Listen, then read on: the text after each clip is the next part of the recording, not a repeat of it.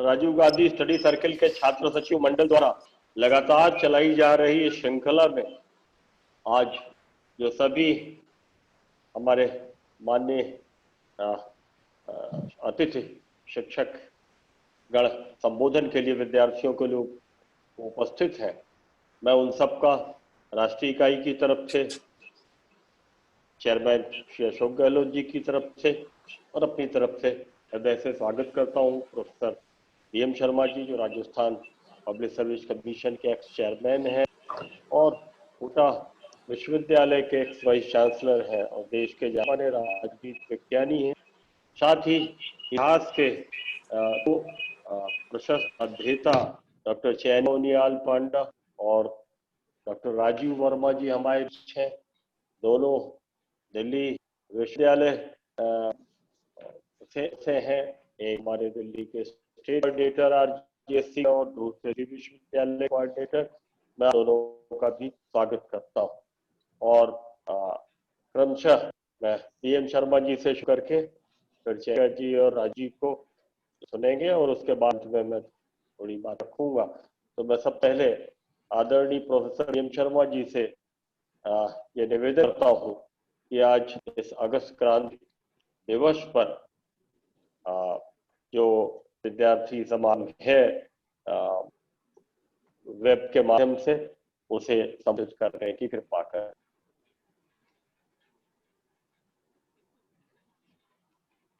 धन्यवाद प्रोफेसर राय, प्रोफेसर सतीश राय साहब, चैनिका जी, राजीव वर्मा जी, इस कार्यक्रम को देख रहे हमारे साथी डॉक्टर प्रमोद पांडे जी,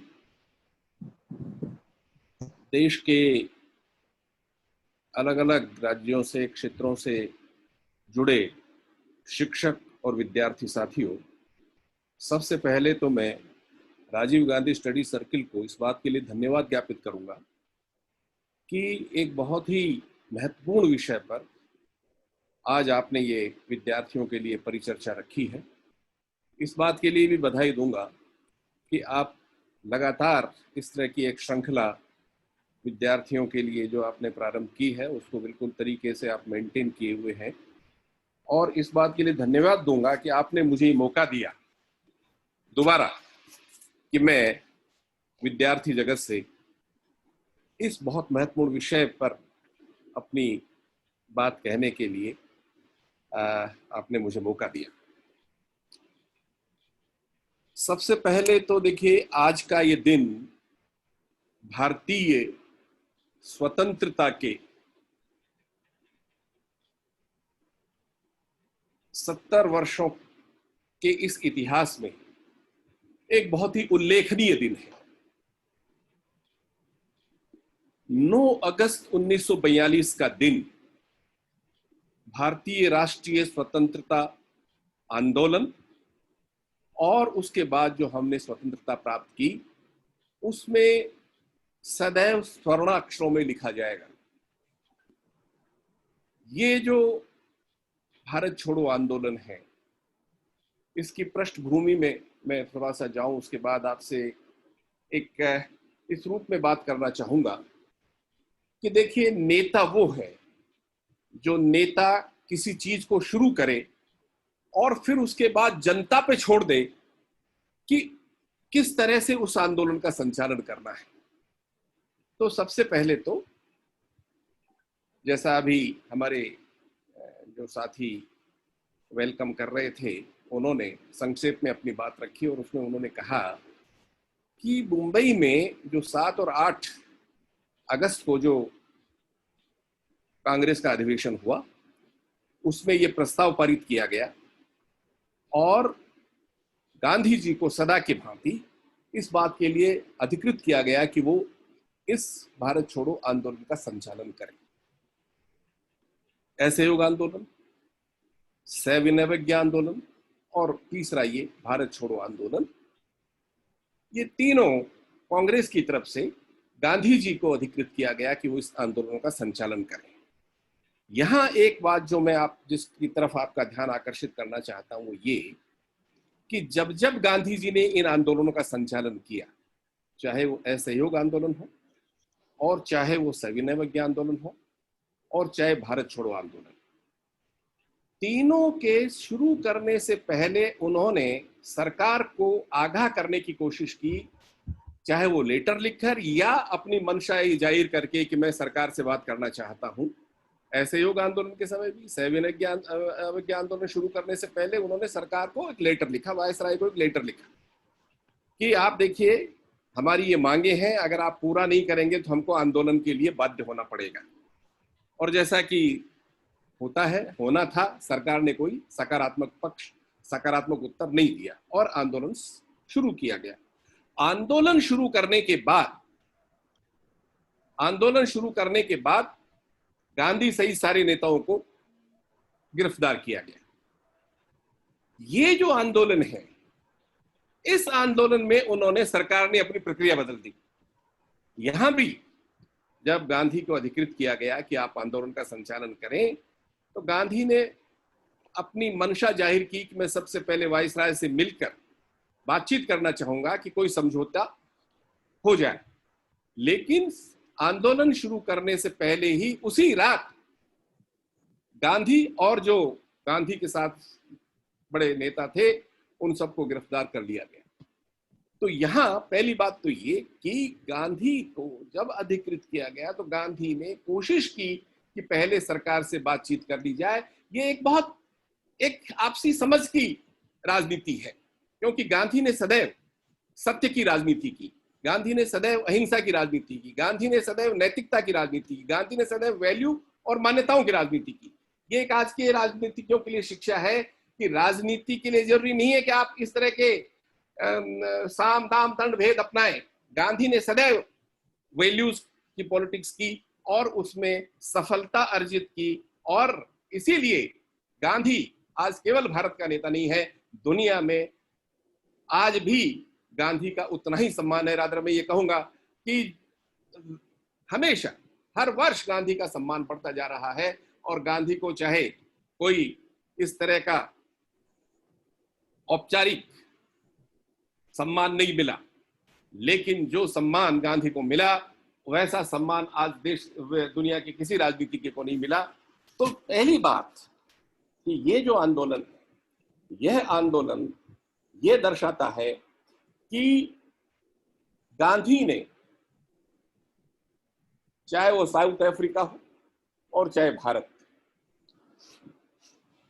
धीरे धीरे उन्होंने अपने आंदोलनों के माध्यम से लोगों को सत्याग्रह के लिए तैयार करने के माध्यम से एक ऐसी स्थिति ला दी कि चाहे राजनेता जेल में हो, जनता स्वयं आंदोलन का संचालन करेगी। और ये एक ऐसा आंदोलन जिसमें हर व्यक्ति आंदोलन में शामिल हुआ। इतनी जबरदस्त आंदोलन की लहर चली कि उसको क्रांति के नाम से अभिहित किया गया। और इसीलिए क्योंकि ये जो भारत छोड़ो आंदोलन है उसकी इतनी अधिक सॉरी सर, मैं थोड़ा सा आपको इंटरप्ट कर रहा हूँ सर। रिकॉर्डिंग हो रही है ना, आपका फेस नहीं आ रहा है, थोड़ा सा डिस्टेंस बना लें अपने सिस्टम से, मोबाइल से या जिससे भी यूज कर रहे हैं, तो थोड़ा आएगा सर। हाँ अभी आ रहा है? जी सर, जी सर, जी sir. Sorry sir, please continue. हाँ। तो ये इतना जबरदस्त व्यापक आंदोलन था कि इसमें देश के हर नागरिक की उपस्थिति दर्ज हुई, चाहे प्रत्यक्ष है अथवा अप्रत्यक्ष। हर व्यक्ति ने भाग लिया।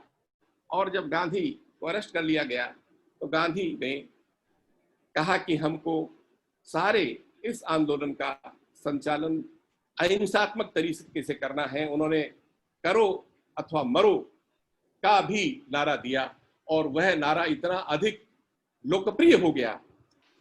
लेकिन करो या मरो, लेकिन अहिंसात्मक तरीके से अपने आंदोलन का संचालन करना है। आपने देखा कि लोगों ने हड़तालें की, जुलूस निकाले, और चूंकि जबरदस्त व्यापक एक विद्रोह की भावना लोगों में, जन विद्रोह की भावना पैदा हो गई, इसलिए पुलिस थाने जला दिए, रेलवे स्टेशन जला दिए। तो मैं यहाँ जिस बात की तरफ आप सबका ध्यान आकर्षित करना चाहता हूँ ये कि वह गांधी जो साउथ अफ्रीका में दादा अब्दुल्ला के यहाँ लीगल असिस्टेंस के रूप में जाते हैं, कानूनी रूप से उनकी सहायता करने के लिए जाते हैं। जो अभूतपूर्व घटना गांधी के साथ हुई, उस अभूतपूर्व घटना ने गांधी को अभूतपूर्व नेता स्थापित कर दिया। गांधी ने कभी नहीं सोचा था कि साउथ अफ्रीका के लिए जब वो जहाज में बैठ रहे थे, उनको ये कभी भान नहीं था कि वो एक बहुत बड़े नेता के रूप में उभर कर भारत आएंगे। तो उस अभूतपूर्व घटना ने गांधी, जो एक साधारण व्यक्ति था, जिसने कभी सोचा नहीं था कि उसको इस तरह के किसी शासन का विरोध करना है या विद्रोह में भाग लेना है या आंदोलन शुरू करने हैं, तो शुरू में उस आदमी ने जब देखा तो प्रण लिया कि मुझे ये जो जातीय और रंग के आधार पर जो अहमन्यता है उसको तोड़ना है, उसका विरोध करना है। और गांधी ने शुरू में छोटे छोटे पेटिशंस देकर विरोध कर ब्रिटिश शासन का विरोध किया, और फिर उसके बाद लोगों को इकट्ठा किया, लाइक माइंडेड लोगों को इकट्ठा किया, प्रवासी भारतीयों को जागृत किया, पेपर निकाले और उनको एक साथ जोड़ने के लिए एक प्लेटफॉर्म के रूप में पहले फिनिक्स आश्रम की स्थापना की। वहां लोगों को जोड़ा, वहां लोगों को ट्रेन किया, उनको प्रशिक्षण दिया किस तरह से हमको सत्याग्रह नामक एक जो शब्द है उसको गढ़ा। सत्याग्रह जो आज हम जिसकी बात करते हैं ये गांधी की देन है दोस्तों। साउथ अफ्रीका में सत्याग्रह नाम का ये अस्त्र गढ़ा, उसके साथ लोगों को जोड़ा, सत्याग्रह किस तरह से करना है इसकी ट्रेनिंग दी। तो फिनिक्स में लोगों को जोड़ा और उनके माध्यम से ब्रिटेन में पहले छोटा आंदोलन 1906 में, साउथ अफ्रीका में 1906 में संचालित किया, उसमें सफलता मिली। तो दूसरा आंदोलन 1908 में संचालित किया, और ये उन लोगों की सहायता से शुरू किए जो उनके साथ फिनिक्स आश्रम में रह रहे थे। तीसरा आंदोलन उन्होंने 1913-14 में, जनवरी 14 में खत्म हुआ, वो शुरू किया, और उसमें उन लोगों की सहायता ली जो लोग टॉलस्टॉय फॉर्म में उनके साथ थे। तो कहने का तात्पर्य कि गांधी ने ब्रिटेन का विरोध करने के लिए, ब्रिटेन की पॉलिसीज का विरोध करने के लिए शुरू में छोटे से स्तर से शुरू करके धीरे धीरे उत्तरोत्तर रूप से उसको आगे बढ़ाते रहे। उसमें सफलता अर्जित करने पर उनका साहस बढ़ा। उन्होंने किस तरह से एक राजनीतिक सूझबूझ विकसित की, और राजनीतिक सूझबूझ का सहारा लेकर एक शासन का, ऐसा शासन जिसका कभी, ऐसा साम्राज्य जिसका कभी सूर्य अस्त नहीं होता था, ऐसे शक्तिशाली साम्राज्य का विरोध किया। जब ये देखा और उसमें उनको साउथ अफ्रीका में सफलता मिल गई और दुनिया में उनका नाम होने लगा, भारत में जब उनका नाम होने लगा, तो ये देखकर गोखले वहां जाते हैं। गोखले उनकी सारी पॉलिटिकल नेटवर्किंग को देखते हैं, उनके द्वारा किए गए सारे कार्यों को देखते हैं, उनके वहां प्रभाव और वो जो सरकार के साथ उनका जो संबंध है, जो एक जो विरोध का जो स्वरूप है, उसको देखते हैं। और फिर गांधी से ये आग्रह करते हैं कि आपकी आवश्यकता यहाँ से ज्यादा आपके देश में है। गांधी से प्रभावित होकर आप जानते हैं 1915 में भारत में आते हैं, और यहाँ आकर उन्होंने पहले गांधी के परामर्श के अनुसार देश में भ्रमण करते हैं, देश की समस्याओं को समझते हैं, और उसके बाद सबसे पहला उनका जो भाषण बनारस हिंदू विश्वविद्यालय में है, वो दोस्तों सुनने काबिल है। एक व्यक्ति इस बैकग्राउंड के साथ आता है, देश की समस्याओं को समझता है, और इस देश की सबसे बड़ी समस्या का समाधान, समस्या क्या है और उसका समाधान क्या है, वो भाषण विशेष रूप से किसानों के संदर्भ में जो उन्होंने बात कही कि वो व्यक्ति जो 20-25 साल तक भारत से बाहर रहता है, लेकिन वहां रहते हुए भी और यहाँ अपने आने के 1 साल में किस तरह से जो बेसिक समस्या उसको समझता है और किस तरह से उसको एड्रेस करता है, ये बहुत ही उल्लेखनीय है। तो यहाँ आकर फिर वही, क्योंकि वहां आंदोलनों का संचालन किया, आंदोलनों के संचालन के लिए कुछ प्लेटफॉर्म स्थापित किए, उसी तरह का प्लेटफॉर्म यहाँ आकर स्थापित करते हैं गांधी। और सबसे पहले 1915 में, जैसा हम इनके आश्रमों में पढ़ते हैं, कोचरब में अपना आश्रम स्थापित करते हैं, और उनकी सहायता से वो लोगों को जोड़ते हैं और चंपारण जाते हैं। खेड़ा, चंपारण, बारडोली, इस तरह के जो लोकलाइज जो आंदोलन है उनको एड्रेस करते हैं पहले। फिर उसके बाद जो सबसे बड़ा राष्ट्रीय आंदोलन है वो असहयोग आंदोलन। असहयोग आंदोलन शुरू किया, लेकिन जैसा कि हम जानते हैं चोरी चोरा की वजह से आंदोलन स्थगित करना पड़ा और उसके बाद गांधी वगैरह जितने भी बड़े नेता थे उनको अरेस्ट कर लिया गया। तो जब ये देखा कि अभी हमारे जो सत्याग्रही हैं परिपक्व नहीं है पूरी तरह से, जिस तरह से सत्याग्रह का अहिंसात्मक रूप से संचालन करना चाहिए वो नहीं हो पा रहा है, तो फिर उन्होंने दूसरा एक आश्रम स्थापित किया जहां लोगों को रिगरस तरीके से प्रशिक्षित किया गया। बहुत ही एक सिस्टमेटिक तरीके से धीरे धीरे उनको प्रशिक्षित किया गया। ये देखिए, यहाँ देखिए गांधी कितने स्ट्रेटेजिस्ट तरीके से आगे चलते हैं। वह संत हैं, मुनि हैं, लेकिन एक बहुत बड़ी रणनीति के साथ वो चलते हैं कि दुनिया को दिखाते हैं कि वो आश्रम में रघुपति राघव राजा राम गाते हैं, गीता के उपदेश देते हैं, कुरान का उपदेश देते हैं, लेकिन वह अपने तरीके से अपने सत्याग्रहियों को जिन चीजों की आवश्यकता है उसके लिए प्रशिक्षित करते हैं।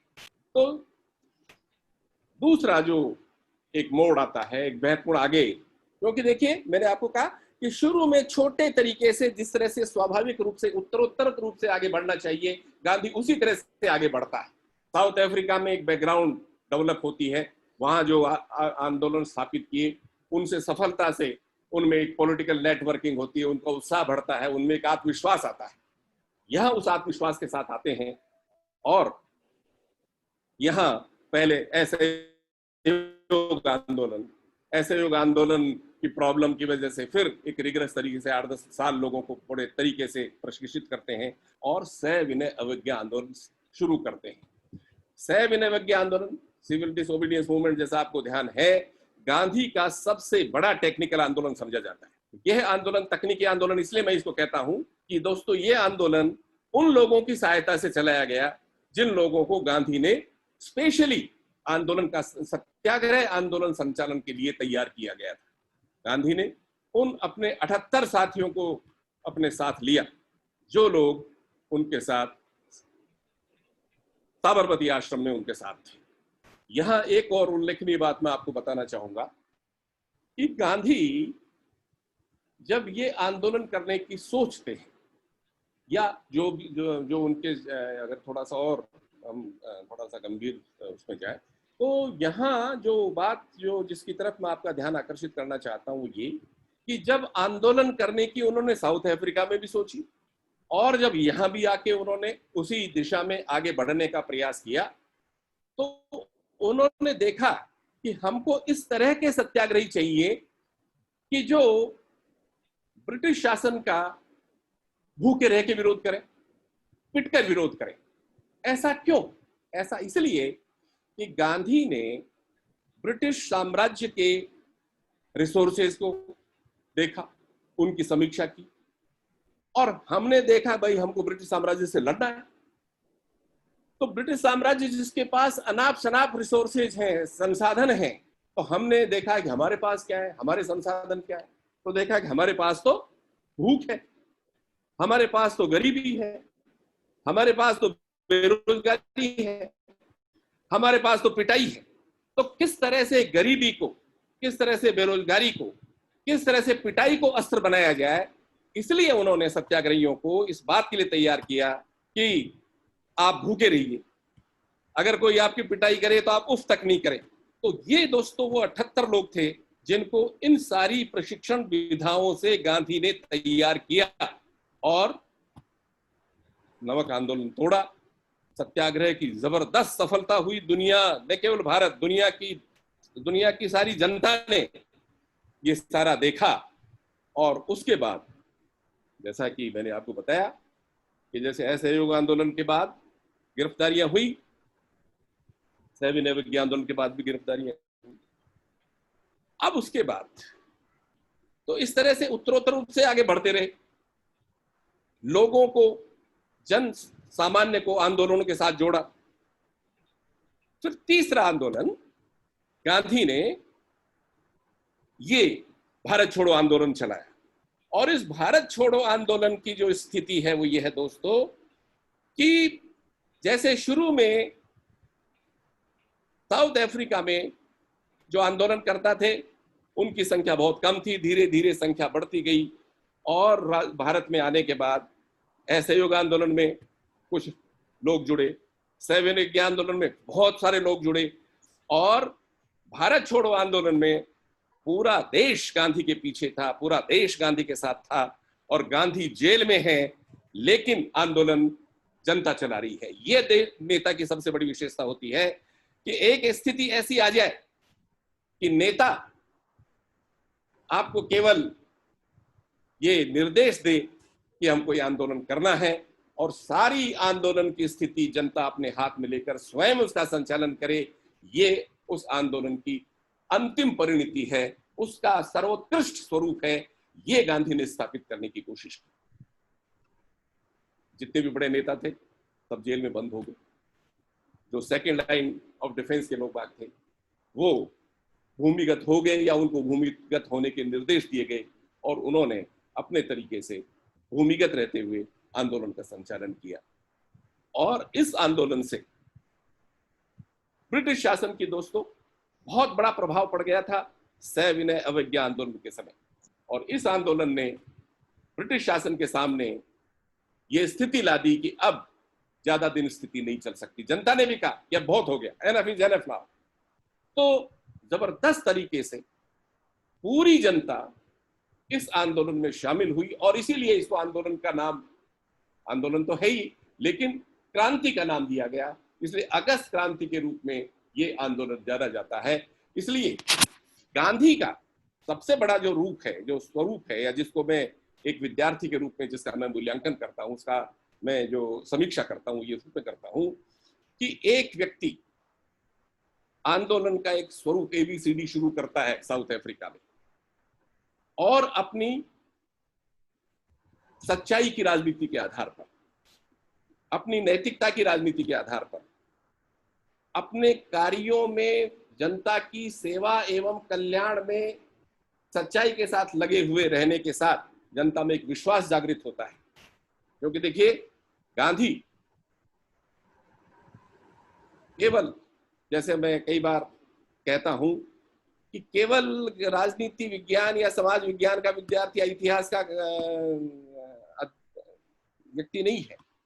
गांधी को मैनेजमेंट में पढ़ाए जाने की आवश्यकता है, गांधी को एडमिनिस्ट्रेशन में पढ़ाए जाने की आवश्यकता है, क्योंकि गांधी ने जिस तरह से आंदोलनों का, जिस तरह से आश्रमों का संगठन किया, तो संगठन क्षमता जबरदस्त है गांधी में। गांधी जबरदस्त लीडर है, गांधी में जबरदस्त डिसीजन मेकिंग की क्षमता है, पॉलिसी फॉर्मुलेशन और पॉलिसी इंप्लीमेंटेशन की जबरदस्त क्षमता है, लोगों को जोड़कर अपने साथ लेकर चलने की क्षमता है। और इसीलिए इसी विश्वास की वजह से गांधी एक करिश्मेटिक लीडर के रूप में इमर्ज होते हैं। भाई करिश्मा क्या है कि लोग बाग गांधी का नाम लेते ही लगे कि हाँ, here is a person who can lead us, who can help us, who can think in terms of our welfare. तो गांधी एक ऐसे लीडर के रूप में इमर्ज होते हैं जिन पर जनता का जबरदस्त विश्वास है। यह विश्वास इसलिए अर्जित कर सका गांधी क्योंकि उन्होंने अपनी कथनी करने में कोई अंतर नहीं किया। उन्होंने जनता से जो अपेक्षा की उस अपेक्षा को पहले स्वयं ने पूरा किया। मैं सत्य बोलूंगा तो सत्य बोला, मैं अहिंसा के मार्ग पर चलूंगा, अहिंसा के मार्ग पर चल के बताया। तो कहने का तात्पर्य ये कि इस देश में गांधी ने इस आंदोलन के माध्यम से एक भूचाल ला दिया। स्वयं जेल में बंद होते हुए भी अपनी जनता को अपने विश्वास के आधार पर, अपने काम के आधार पर, अपनी लीडरशिप के आधार पर, जनता के लिए सदैव भलाई के काम करने की सच्चाई के आधार पर ऐसा विश्वास जागृत कर दिया कि जो गांधी ने कहा जनता उसके लिए उलट पड़ी। गांधी ने अपनी जान की परवाह नहीं की। यह होता है नेता।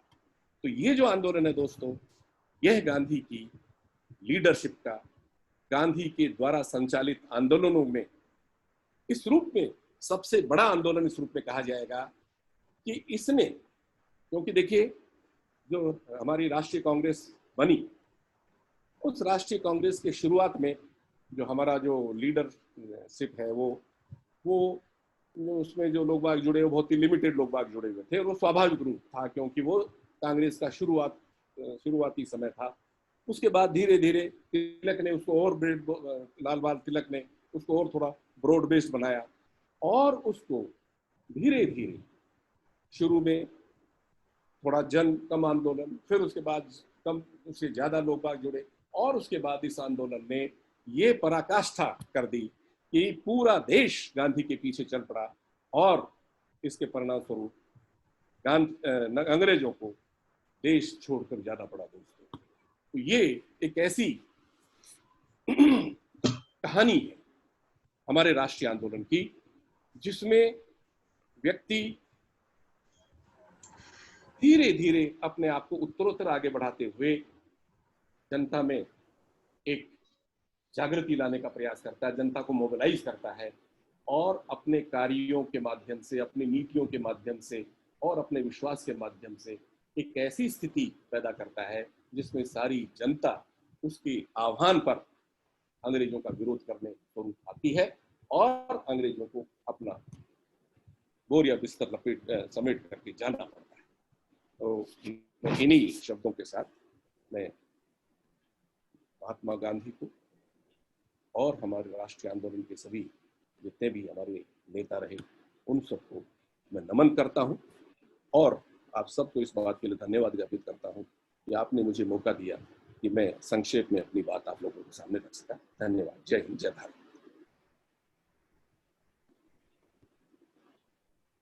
Thank you sir.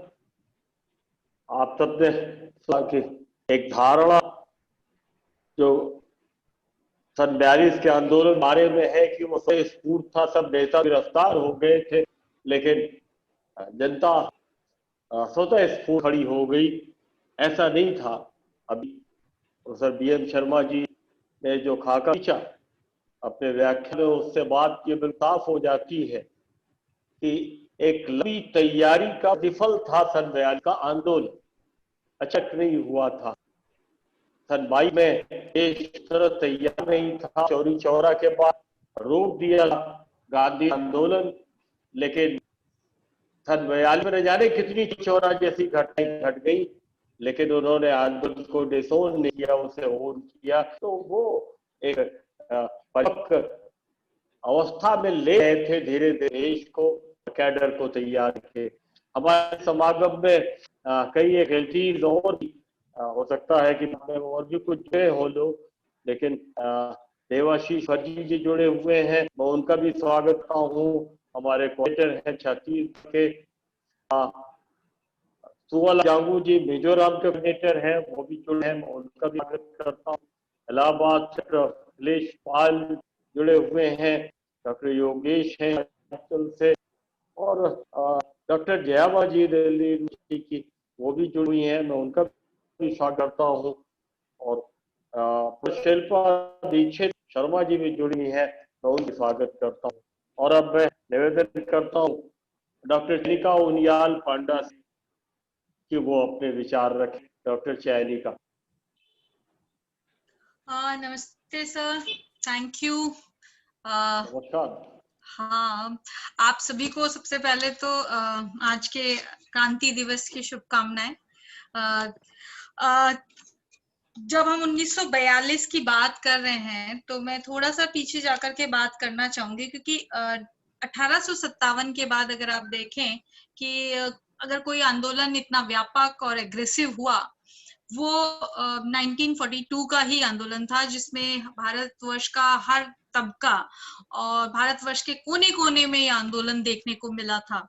लेकिन हमें थोड़ा सा पीछे जाने की जरूरत है, जिसमें मैं आपको एक चीज बताना चाहूंगी कि जब हम स्वतंत्रता आंदोलन की इतिहास को देखते हैं और उस आंदोलन की प्रोग्रेस को, उसकी प्रगति को देखते हैं, तो हम ये देखते हैं कि 57 के बाद एक ठहराव आ जाता है, क्योंकि इतना जबरदस्त अंग्रेजों के द्वारा आंदोलन को कुचला गया था कि उससे उभरने में और फिर से खड़े होने में इस देश को समय लगा। एक राष्ट्रीय दल कांग्रेस के रूप में बन करके सामने आया और उसने भी धीरे धीरे ग्रेजुअली अपनी जड़ें मजबूत की और आंदोलन में अपने तरीकों को बदला। तो अभी बीच में सर ने बात की थी बाल गंगाधर तिलक की, तो बाल गंगाधर तिलक का मैं मानती हूँ कि वो पहले ऐसे राजनेता थे जो इस देश के लिए जेल गए और उन्होंने कांग्रेस के राजनेताओं के सामने एक एग्जाम्पल रखा, एक उदाहरण रखा कि देश के लिए जेल जाना एक सम्मान का विषय हो सकता है। उससे पहले मेरे ख्याल से कोई भी ऐसा कांग्रेसी लीडर नहीं था, अगर आप देखेंगे इतिहास में, कि जो जेल गया हो। लेकिन तिलक के बाद देश के लिए जेल जाने की एक परंपरा की शुरुआत मिलती है, लेकिन ये जो परंपरा है वो सिर्फ नेताओं तक सीमित मिलती है। आप ये देखोगे कि जब 1920 के आंदोलन की हम बात करते हैं तो जो लोग दिल्ली में हैं उनको ये मौका मिल सकता है कि जब कोरोना पीरियड से थोड़ा उबरें और बाहर जाने का हमें मौका मिले, तो तीन मूर्ति लाइब्रेरी में बहुत सारे जो क्रांतिकारी हैं, जो भगत सिंह के साथी क्रांतिकारी भी हैं या और क्रांतिकारी जो लोग रहे हैं, जो कांग्रेस से अलग जिनकी विचारधारा रही या जिन्होंने अलग धारा के साथ जुड़ करके स्वतंत्रता आंदोलन में भाग लिया, उनके कुछ इंटरव्यूज हैं आपके ओरल हिस्ट्री सेक्शन में। अगर आप उन इंटरव्यूज को पढ़ोगे तो उन इंटरव्यूज में ये वो लोग हैं जो 47 के बाद भी जीवित थे और उनके इंटरव्यूज का कलेक्शन वहां पे है। तो उन इंटरव्यूज में जो मुझे कॉमन फैक्टर नजर आया था, मैंने भगत सिंह के साथी क्रांतिकारियों के सभी के इंटरव्यू पढ़े और जो कॉमन फैक्टर नजर आया वो कॉमन फैक्टर ये नजर आया कि सबकी शुरुआत राजनीतिक जीवन की भारतीय स्वतंत्रता आंदोलन में वो 1920 के आंदोलन से होती है।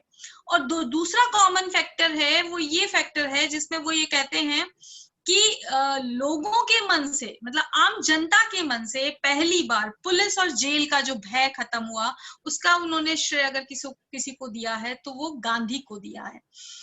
अब 1920 के आंदोलन में एक और चीज भी थी, वो ये चीज थी कि 1920 का आंदोलन जब पीक पे था तो अचानक से रोक दिया गया सिर्फ इसलिए कि चोरा चोरी जैसे एक शहर में जो है एक इंसिडेंट होता है हिंसा का, और गांधी ये कहते हैं कि आंदोलन अपनी दिशा भटक गया है और हिंसा के पथ पे नहीं चल रहा है, तो इसलिए मैं इसको वापस लेता हूँ। ये कनेक्शन अब हम 42 में आकर के देखें तो 42 में हम देख रहे हैं कि बाकी के आंदोलनों से, चाहे 1920 का हो या आपके 1930 का हो और उसके बाद 1932 हो, जितने भी कांग्रेस के आंदोलन रहे उन सबसे ज्यादा एग्रेसिव था। तो इस एग्रेशन का क्या कारण था?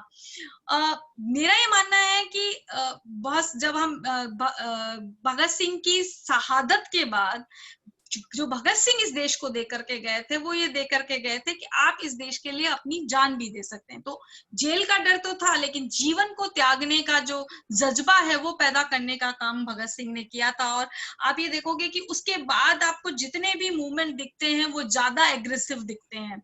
42 का आंदोलन की अगर हम बात करें तो जैसा कि सर ने पहले ही बता दिया कि सारे बड़े लीडर्स को जो है वो गिरफ्तार कर लिया गया था और वो जो लीडरशिप है वो नौजवानों के हाथों में आ गई थी, जिसमें आपके जयप्रकाश नारायण हैं, आपके असफ अली का भी नाम आता है। बहुत सारी महिलाएं उस समय आपको देखने को मिलेंगी जिन्होंने आगे बढ़ करके काम किया, कुछ लोगों ने भूमिगत होकर के काम किया। और इस आंदोलन में आप ये देखोगे कि जो अग्रेसिवनेस थी वो भी चरम पे थी और जिसकी वजह से ब्रिटिशर्स ने भी वापस जो है हिंसा की कार्य किया और जिसका परिणाम ये था कि इस आंदोलन को भूमिगत होना भी पड़ा।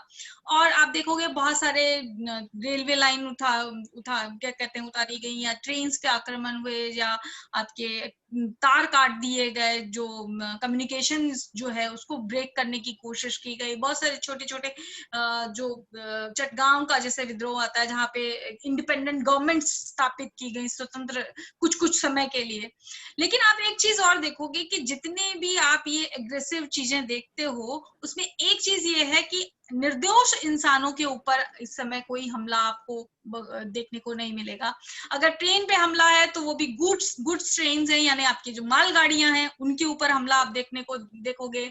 आपके कम्युनिकेशन को मिटाने का काम है तो वो भी इसलिए कि सरकार जो है इस मूवमेंट को क्रश करने के लिए कम्युनिकेशन ना कर पाए। तो ये सारी चीजें रही हैं, लेकिन ये जो हिंसा भी थी उस हिंसा में भी एक संयम और एक दिशा देखने को मिलती है। यहाँ पे एक बड़ा इंटरेस्टिंग चीज आती है कि गांधी के पास सारे आंकड़े लेकर के जो है अंग्रेज जाते हैं और कहते हैं कि आप इनमें, आपके यहाँ देखिए कितनी हिंसा हो रही है और ये आपका आंदोलन हिंसक हो चुका है और आपको इसे वापस ले लेना चाहिए। यहाँ सोचने की बात यह है कि जो गांधी एक घटना पर, चोरा चोरी की एक घटना पर पूरा का पूरा मूवमेंट वापस ले लेते हैं, यहाँ तमाम आंकड़ों के बावजूद भी गांधी इसको वापस लेने से मना कर देते हैं और ये कहते हैं कि ये अंग्रेजों ने की जो क्रिया है उसकी प्रतिक्रिया है, ये भारतीय लोग हिंसा नहीं कर रहे। तो यहाँ पे ये सोचने का भी विषय है कि 1920 में गांधी जानते थे कि भारत अभी इतना परिपक्व नहीं हुआ है कि अंग्रेज जो प्रतिक्रिया में जो कुचलने के लिए जो काम करेंगे, उनके ऊपर उनको दंडित करेंगे, उसको झेलने के लिए भी मानसिक और शारीरिक रूप से तैयार है। लेकिन 42 में गांधी जानते थे कि अब ये देश पूरी तरह से तैयार है उस प्रताड़ना को झेलने के लिए, इसीलिए गांधी ने वापस लेने से भी मना किया। दूसरी इंपॉर्टेंट चीज ये कि गांधी ने इस समय 21 दिनों का एक भूख हड़ताल जो है उसकी घोषणा की थी कि मैं जो है सद्भावना के लिए जो है भूख हड़ताल कर रहा हूँ, उपवास पे चले गए थे और गांधी की तबीयत बहुत बिगड़ गई थी। उस समय आप ये देखिए कि अंग्रेजों ने, कहते हैं कि गांधी के मरने के बाद की सारी व्यवस्थाएं कर ली थी उनको रिलीज करने की बजाय, और गांधी ने उनको भी धोखा दिया और 21 दिन का वो निकाल करके भी ले गए। यहाँ पे मैं जो स्टूडेंट्स हैं उनको एक चीज और बताना चाहूंगी कि ये जो सारा मूवमेंट हो रहा था जिसमें सारे देश के लोग इन्वॉल्व थे, उस समय और भी पॉलिटिकल पार्टीज थी, उनका रोल क्या था इसके बारे में भी आपको समझने की आवश्यकता है। तो मैं बहुत ज्यादा लंबा नहीं जाऊंगी, 3 पार्टीज के बारे में हम बात करेंगे। एक हम बात करते हैं भारतीय कम्युनिस्ट पार्टी की। तो भारतीय कम्युनिस्ट पार्टी ने इस आंदोलन में पार्टिसिपेट नहीं किया, उन्होंने ऑफिशियली मना किया कि वो अंग्रेजों के साथ हैं, वो इस आंदोलन में पार्टिसिपेट नहीं करेंगे। उनका आर्ग्यूमेंट था कि इस समय इंग्लैंड जो है वो लोकतंत्र बचाने के लिए या लोकतंत्रीय व्यवस्था को सिक्योर करने के लिए महायुद्ध में है और ऐसे में अंग्रेजों, इंग्लैंड, ब्रिटिश सरकार अच्छी बात नहीं होगी। तो उन्होंने अंतरराष्ट्रीय ज्यादा महत्व दिया बजाय आपके राष्ट्रवाद को या राष्ट्रीय परिदृश्य को। दूसरी हम बात करेंगे मुस्लिम लीग की। मुस्लिम लीग की अगर आप बात करें तो मुस्लिम लीग का एक मात्र एजेंडा उस समय तक बन चुका था कि उन्हें एक मुस्लिम राष्ट्र अलग से चाहिए था। तो उनको ऐसी कोई भी स्वतंत्रता नहीं चाहिए थी जिसमें मुसलमानों के लिए अलग से राष्ट्र ना हो। तो 42 का जो मूवमेंट था वो उनकी इस भरपाई को पूरा नहीं कर रहा था, उनकी इस मांग को पूरा नहीं कर रहा था। उन्होंने 42 के मूवमेंट का सपोर्ट भी नहीं किया। सबसे बड़ी चीज जो आपके राष्ट्रीय स्वयंसेवक संघ की बात आती है, तो राष्ट्रीय स्वयंसेवक संघ ने भी इस आंदोलन को सपोर्ट नहीं किया और उन्होंने जो रीजन दिया वो ये कहा उस समय गोलवलकर जी ने कि हमें इस आंदोलन के लिए आमंत्रित नहीं किया गया। तो यहाँ बड़ी हास्यास्पद स्थिति है कि 42 का मूवमेंट पहली बार तो राष्ट्रीय मूवमेंट था, किसी के घर में शादी नहीं हो रही थी कि आपको आमंत्रित किया जाए, हर व्यक्ति ने स्वस्फूर्त होकर के इस आंदोलन में भाग लिया था। दूसरी महत्वपूर्ण चीज ये है कि जब सारी की सारी लीडरशिप जो है जेल में थी, उस समय अगर संघ अपने जो वो हमेशा क्लेम करता है कि उनके पास एक अनुशासित और राष्ट्रवादी कैडर है, उस कैडर के साथ अगर भाग लेता तो वो अंग्रेजों के लिए ज्यादा बड़ी दिक्कत का सामना होता, लेकिन ऐसा उन्होंने नहीं किया। ये एक अपने आप में समझने की आवश्यकता है। और आखिर में एक चीज और कहूंगी कि कई बार इसको मिसकोट किया जाता है कि गांधी ने डू और डाई, करो या मरो का नारा दिया और इसको हिंसक प्रवृत्ति के साथ जोड़ करके देखा जाता है कि उन्होंने तो लास्ट में हिंसा को जो है अनुमति दे दी। लेकिन डू और डाई का मतलब, डू और डाई यानी करो और मरो था, करो और मारो नहीं था। इस चीज को समझने की आवश्यकता है। उन्होंने राष्ट्र के प्रति अपने जीवन को उत्सर्ग करने की जो बात थी, अपना जीवन दान तक आप दे दीजिए, इस हद तक आप अपने इस आंदोलन में डूब जाइए, इस आंदोलन के साथ जुड़िए, ऐसा उन्होंने लोगों से अपेक्षा की थी। गांधी जिस अहिंसा के साथ जुड़े हुए थे, जिस अहिंसा के विचार के साथ जुड़े हुए थे, वो 42 में भी उतना ही उसके साथ जुड़े हुए थे। लेकिन 20 में और 42 में परिस्थितियां बहुत बदल चुकी थी, ये देश बहुत परिपक्व हो चुका था और एक समय तो ऐसा ही आया कि आंदोलन अपने आप चल रहा था, इसको कोई चला नहीं रहा था। और आप ये देखिए कि इस आंदोलन का इसके बाद तुरंत बाद हमें कोई स्वतंत्रता नहीं मिल गई, लेकिन इस आंदोलन का ही प्रभाव था कि महायुद्ध समाप्त होते ही जो है अंग्रेजों ने इस बारे में सोचना शुरू कर दिया। उनको समझ में आ गया कि अब बहुत दिनों तक इसको कंट्रोल में नहीं रख सकते और भारतीय स्वतंत्रता के बारे में चर्चाएं होनी शुरू हो गई। तो 42 का मूवमेंट इंडियन हिस्ट्री में बहुत महत्वपूर्ण है और ये भी महत्वपूर्ण है कि आप ये देखिए कि सबसे महत्वपूर्ण आंदोलन के अंदर आरएसएस, जो अपने आप को बहुत बड़ा राष्ट्रवादी संगठन मानती है, उसने इस आंदोलन के समय में देश के साथ गद्दारी की थी और उन्होंने इस आंदोलन में न भाग लिया, न इस आंदोलन को समर्थन दिया, बल्कि वो ब्रिटिशर्स के साथ लॉयल रहे। धन्यवाद। Thank you Chainika ji. Ma'am. और अब मैं डॉक्टर राजीव वर्मा से आग्रह करूंगा कि वो अपने विचार रखें। Doctor Rajiv Verma coordinator. Voice थोड़ी बहुत डिस्टर्ब हो रही है, तो मेरा रिक्वेस्ट ये है स्पीकर्स महोदय से कि राजीव वर्मा सर के यहाँ से थोड़ा सा आ रहा था, तो मैं अभी म्यूट किया था उनको। फिर सर वो देखिए कहीं ऐसा तो नहीं मोबाइल और लैपटॉप वगैरह साथ रखा है, तो इसीलिए थोड़ा सा साउंड क्लैरिटी प्रॉब्लम हो जाती है। और तब तक राजीव सर, प्रॉब्लम यही है सर, मोबाइल के साथ लैपटॉप। राजीव सर जब तक सही करते हैं, कमलजीत को वेलकम करना था, थोड़ा लेट जुड़ी ये दिल्ली से, और मैं फॉर वेलकम तो हो चुका है, लेकिन अगर आप क्विट इंडिया मूवमेंट पे स्टार्ट में 2-3 मिनट में अपनी बात करना चाहती हैं तो रख सकती हैं राजीव सर की बात। नहीं सर, मैं राजीव सर की बात। ठीक है sir. Rajiv sir please continue.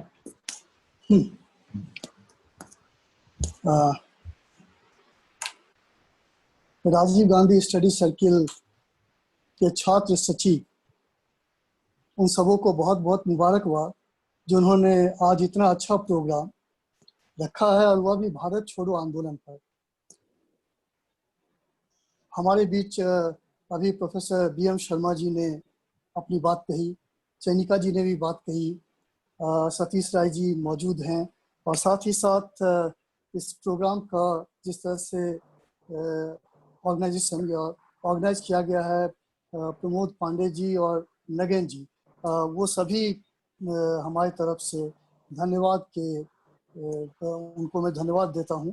और साथ ही साथ जितने लोग हमसे जुड़े हुए हैं उन सबों को धन्यवाद है। और सबसे बड़ी बात है, देखिए जब हम भारत छोड़ो आंदोलन के बारे में बात करते हैं, तो भारत छोड़ो आंदोलन अभी कहा गया था जो 18वीं वर्षगांठ है भारत छोड़ो आंदोलन की, और यह भी बात कही गई जो भारत छोड़ो आंदोलन क्रांति यानी अगस्त क्रांति के नाम से प्रसिद्ध है।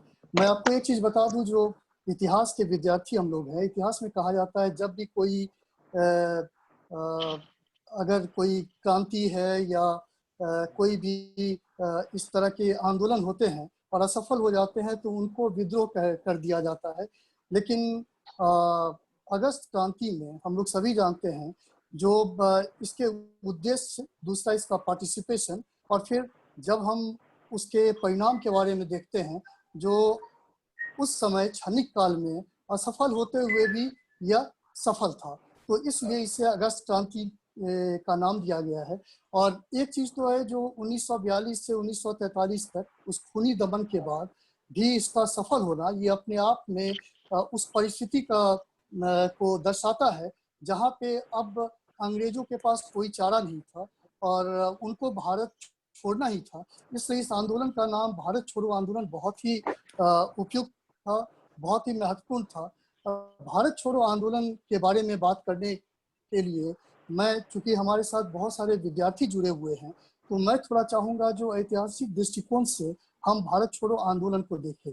यानी किस तरह से, आप लोग सभी जानते हैं साम्राज्यवादी इतिहासकार हैं जिनको कैम्ब्रिज इतिहासकार भी कहते हैं, वो एक तरह से भारतीय राष्ट्रीय आंदोलन को उन्होंने सीधे कह दिया था यह जनता का आंदोलन नहीं था, बल्कि यह कुछ गुटों का अपने स्वार्थ की पूर्ति के लिए आंदोलन था।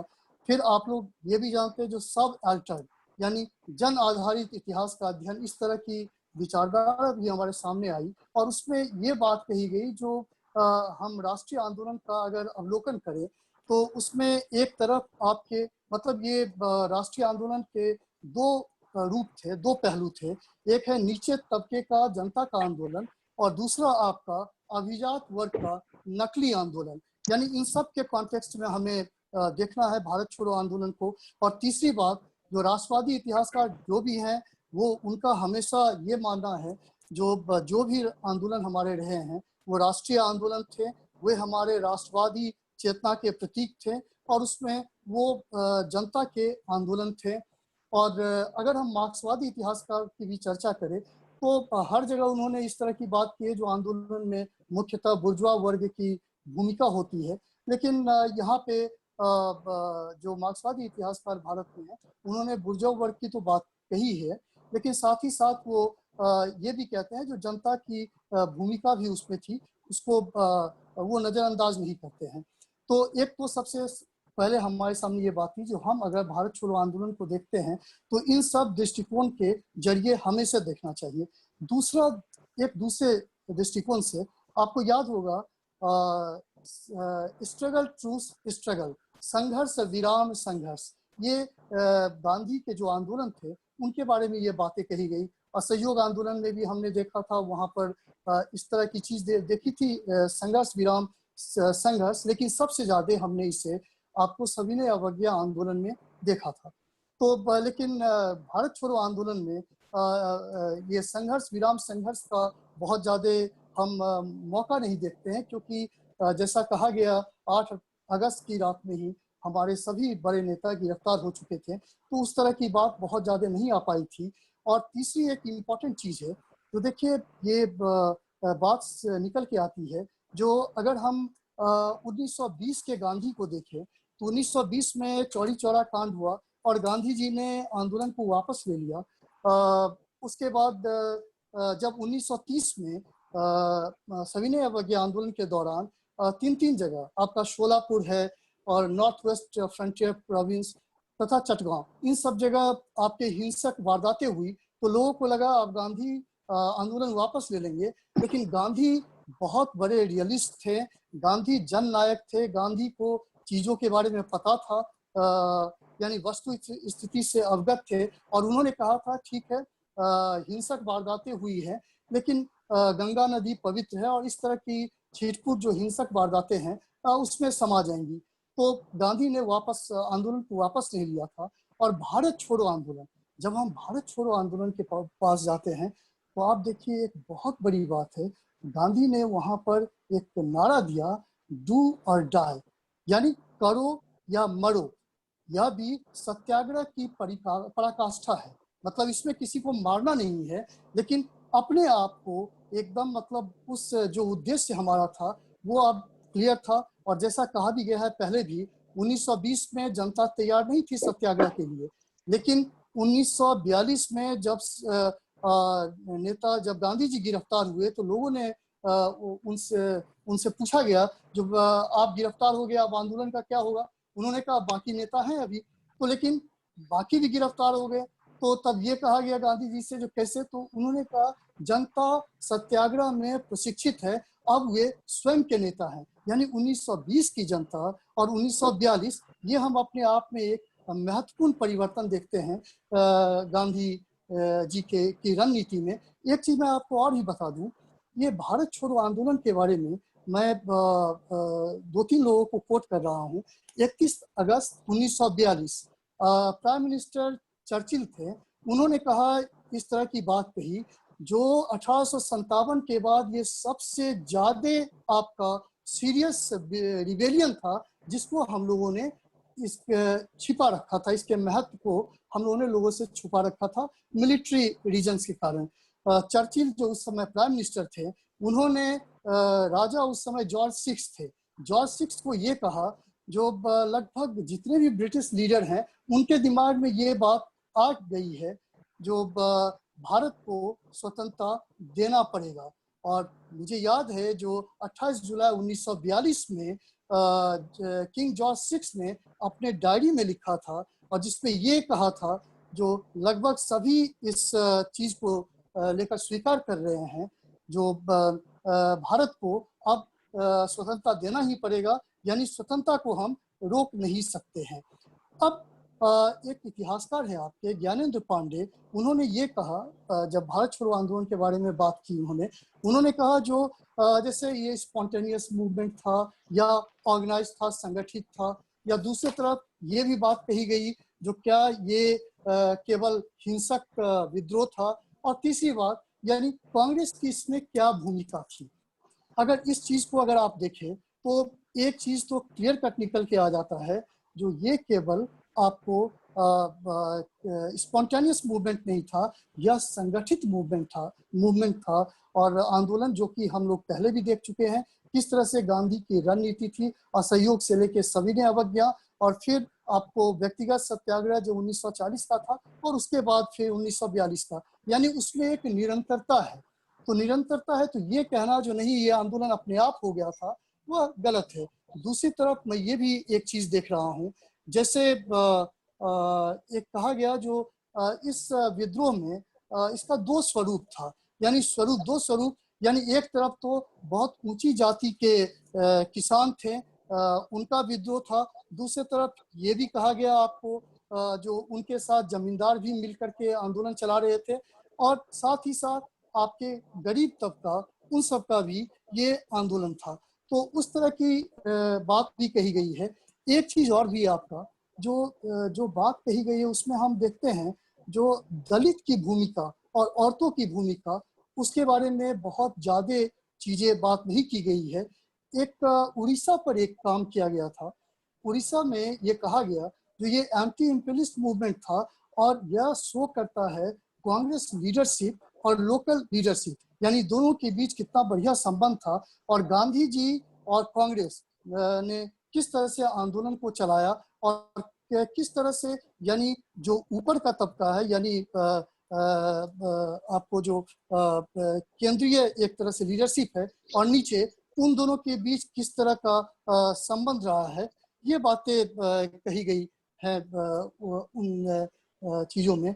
अब मैं आपको एक चीज बता रहा हूँ, जैसे गांधी जी के इस जो रेजोल्यूशन है, कल मैं पंडित जवाहरलाल नेहरू जी की डिस्कवरी ऑफ इंडिया पढ़ रहा था।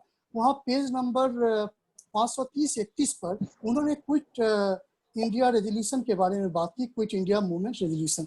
अब देखिए मतलब बहुत बार हम लोग विद्यार्थियों को ये बातें नहीं बता पाते हैं जिसमें ये कहा गया है जो इसका एक वैश्विक महत्व भी था, यानी भारत को जब स्वतंत्र मिलेगा तो भारत यानी अपना मुकाबला, अपनी सुरक्षा खुद कर पाएगा, भारत आपको दूसरे देशों की मदद कर पाएगा। ये भारत छोड़ो उस रेजोल्यूशन में ही, क्विट इंडिया रेजोल्यूशन में ही था। और ये भी कहा गया था आपका जो एक जैसे ही भारत को स्वतंत्रता मिलती है इस मूवमेंट के बाद, तो एक वर्ल्ड फेडरेशन फ्री नेशंस का बनेगा और जिसमें एक नई शुरुआत होगी।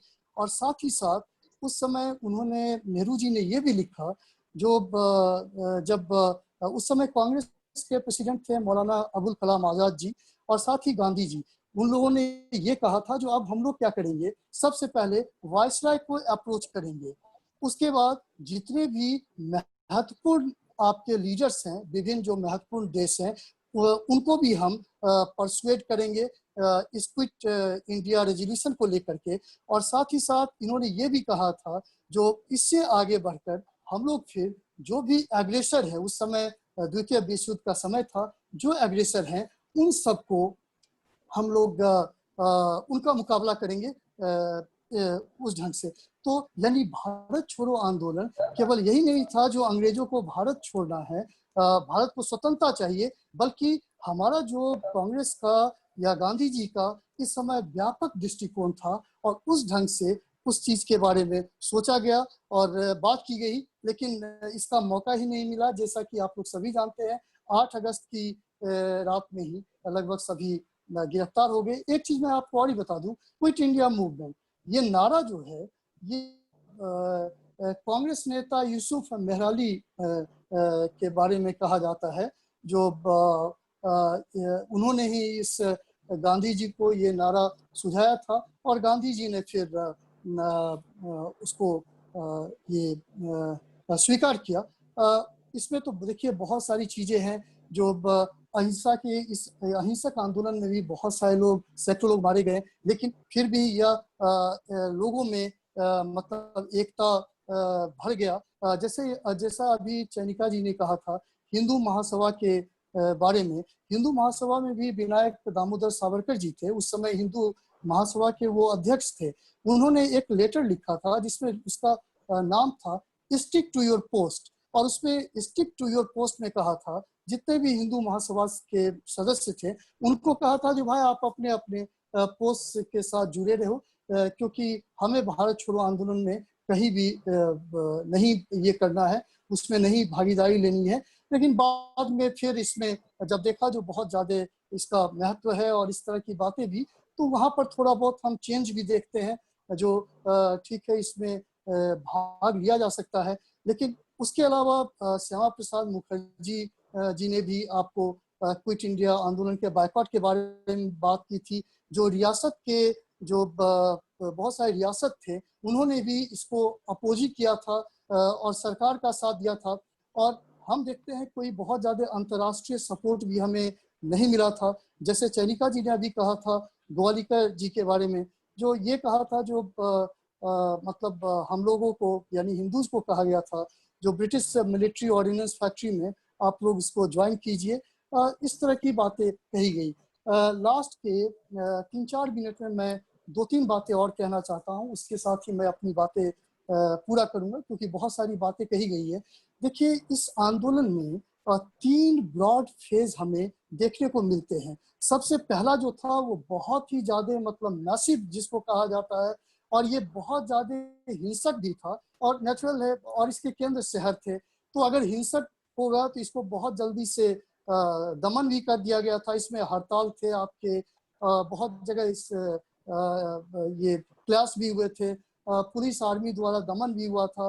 मुंबई, कलकत्ता, दिल्ली, पटना, इसके अलावा आपको याद होगा पटना में 11 अगस्त को सेक्रेटेरिएट के सामने आपको वहां भी वायलेंस हुआ था। लखनऊ, कानपुर, बॉम्बे, नागपुर, अहमदाबाद, हर जगह हम देखते हैं जो संघर्ष हो रहा है। दूसरा फिर हम देखते हैं कंट्री साइड, यानी ये लगभग 15 अगस्त के बाद से जो दूसरा मूवमेंट पीरियड था वो आपका जब स्टूडेंट वहां पर आ गए और बहुत ही मिलिटेंट ढंग से उन्होंने बनारस, पटना, कटक ये सब जगह कम्युनिकेशन लाइन को डिस्ट्रॉय कर दिया था।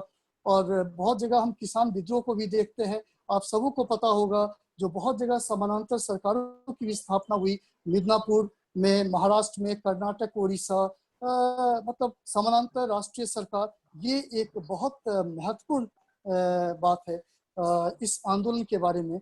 इसके अलावा अगर हम इस आंदोलन के बारे में थोड़ा सा और चीज देखें तो यहाँ पर बहुत जैसा अभी कहा गया था जो कम्युनिस्ट पार्टी इससे दूर ही रहे, तो नेचुरल है आपके जो लेबर है, मजदूर जो हैं वो इससे दूर ही रहे। मुस्लिम्स के बारे में भी बात कही गई, वो भी इस आंदोलन से लगभग दूर ही रहे। आपके जो मिडिल क्लास स्टूडेंट्स थे और साथ ही साथ किसान थे, उन लोगों की बहुत ज्यादा भागीदारी रही इस आंदोलन में। और Punjab, north west frontier province एक तरह से शांत रहा है, लेकिन मद्रास भी शांत ही था वहाँ पे। लेकिन जो मेन आपके केंद्र थे, जैसा अभी मैंने कहा, बिहार में पूर्वी उत्तर प्रदेश है, मिदनापुर, उड़ीसा, महाराष्ट्र, कर्नाटक, ये सब आपके मुख्य केंद्र थे। मैं लास्ट में एक ही चीज कहना चाहूंगा, जो देखिए भारत छोड़ो आंदोलन ये गांधीवादी आंदोलन का चरमोत्कर्ष था। और चरमोत्कर्ष था ये जो गांधी ने जिस ढंग से प्रशिक्षित किया था जनता को और जिस तरह से जनमानस को प्रशिक्षित किया था, भारत छोड़ो आंदोलन उसी जनमानस को शो करता है। तो यह कांग्रेस के द्वारा और गांधी के नेतृत्व में जो ये आंदोलन हुआ था वह अपने आप में बहुत ही महत्वपूर्ण था। भले इसका 1943 तक इसका दमन हो गया, लेकिन जैसा मैंने आपको बता दिया था, जो पहले ही ब्रिटिश समझ गए थे, जो अब उनके जाने की शुरुआत हो रही है, और 1942 भारत छोड़ो आंदोलन ने इस बात को एकदम उनके सामने ला दिया था, जो अब भारत में रहना उनके लिए नामुमकिन है, यानी अब उनको वहां से जाना ही पड़ेगा। मैं एक चीज और भी कहूंगा आपको, जो जैसे एक सेंटेंस जस्ट मैं बात करूंगा, यानी इसी बीच में बाहर से कोशिश कर रहे थे सुभाष चंद्र बोस जी भी, और उन्होंने, आपको याद होगा, आजाद हिंद फौज जो रेडियो है उस पर उन्होंने इस तरह की बात की थी, मतलब राष्ट्रपिता से, फादर ऑफ नेशन से उन्होंने भी आशीर्वाद माना था। लेकिन हम लोग सभी जानते हैं उस तरह की रणनीतियां बहुत ज्यादा नहीं चलती है, क्योंकि आप जब हिंसा पर उतरते हैं तो हिंसात्मक दमन के लिए तैयार भी रहिए। लेकिन गांधी जी ने जो कांग्रेस को उस तरह का नेतृत्व दिया, जिसमें आपको एक तरह से सत्याग्रह, अहिंसा, और साथ ही जिस समाजवाद की बात की, और बाद में जिसमें एक तरह से धर्मेतर चीजों के बारे में भी बात आ गई, जुड़ गई, तो वह हमारा एक धरोहर है। तो भारत छोड़ो आंदोलन हमेशा महत्वपूर्ण रहेगा, और इसका नाम ही इस तरह से है, जो आंदोलन का नाम लेते ही हमें लगता है जो इसके बाद अंग्रेजों ने भारत छोड़ दिया। आप लोगों ने मुझे समय दिया, इसके लिए बहुत बहुत धन्यवाद। बहुत बहुत धन्यवाद राजीव सर, आपके सार गर्भित इतना ज्ञान के। डिटेल से और अभिनीत जीत सर ने बहुत बेहतरीन तरीके से, बीएम शर्मा सर ने जो शुरुआत की थी कि कैसे गांधी ने अपने लोगों को ये ट्रेन किया कि आपको हिंसा नहीं करनी है, प्रतिकार आपको शांति पूर्वक करना है, उसी चीज को चेनिका मैडम ने आगे बढ़ाया और बताया कि चौरी चौरा 1920 में जो आंदोलन शुरू होता है उसको गांधी वापस ले लेते हैं सिर्फ इस वजह से, क्योंकि चौरी चौरा में एक छोटी सी वारदात जो हिंसक वारदात की होती है। मैडम ने एक सबसे गौर करने वाली चीज, मैं विद्यार्थियों को और देश भर के तमाम लोग जुड़े हुए हैं, इसमें बहुत सारे सिविल एस्पिरेंट भी जुड़ते हैं, बहुत सारे और भी लोग जुड़े हुए हैं, राजीव वर्मा सर भी इंटरव्यू वगैरह लेते ही हैं सिविल सर्विसेज के। तो और इसमें जो रेज किया मैंने उसको नोट करने वाली बात है कि 42 में जो 3 मेजर पॉलिटिकल जो पार्टीज हैं, आइडियोलॉजी है, कम्युनिस्ट पार्टी ऑफ इंडिया और हिंदू महासभा, जिसका हम कह सकते हैं कि आज भाजपा और इस तरह की दक्षिणपंथी जो राजनीति, और मुस्लिम लीग, ये तीनों ने उस आंदोलन में सहयोग नहीं किया और इन्होंने इसके अपने अपने कारण बताए थे। जब 42 के आंदोलन में गांधी गिरफ्तार होते हैं, राजीव वर्मा सर ने इसको अच्छे से एक्सप्लेन किया, उनसे पूछा गया अब क्या होगा, बोले अभी बहुत सारे नेता बाहर हैं, फिर वो भी जब अंदर आ गए तो पूछा गया गांधी जी से अब क्या होगा, बोले जनता पूरी तरह से आंदोलन के लिए तैयार है।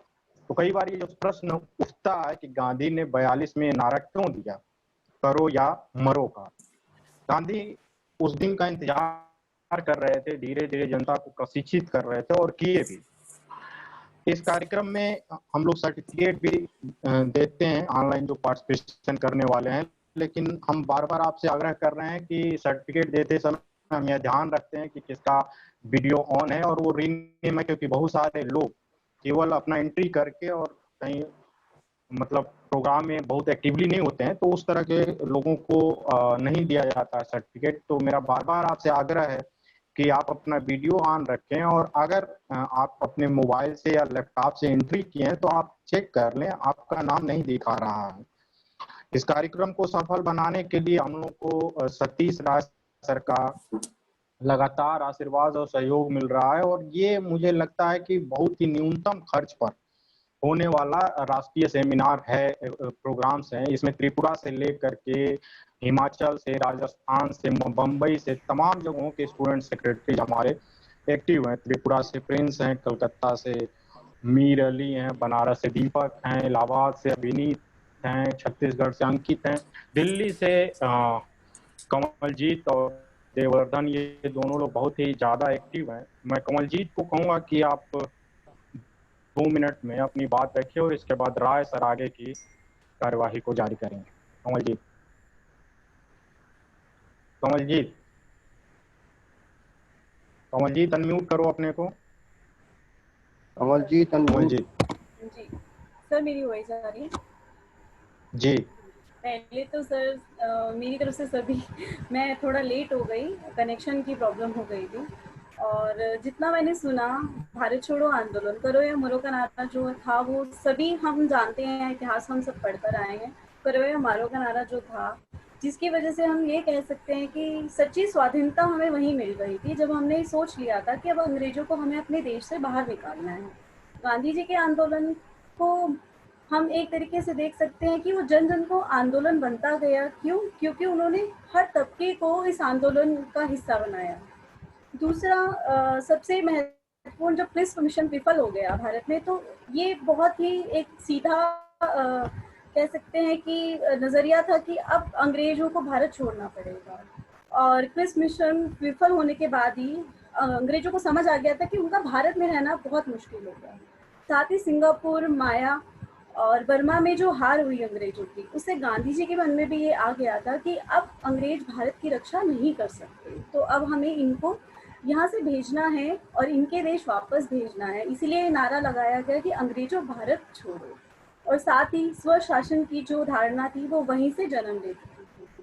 और तो बाकी तो मैं सुन ही रही थी, हमारे दिग्गज लोग जो हैं वो सभी बता चुके हैं, तो मैं ज़्यादा समय नहीं लेना चाहूँगी।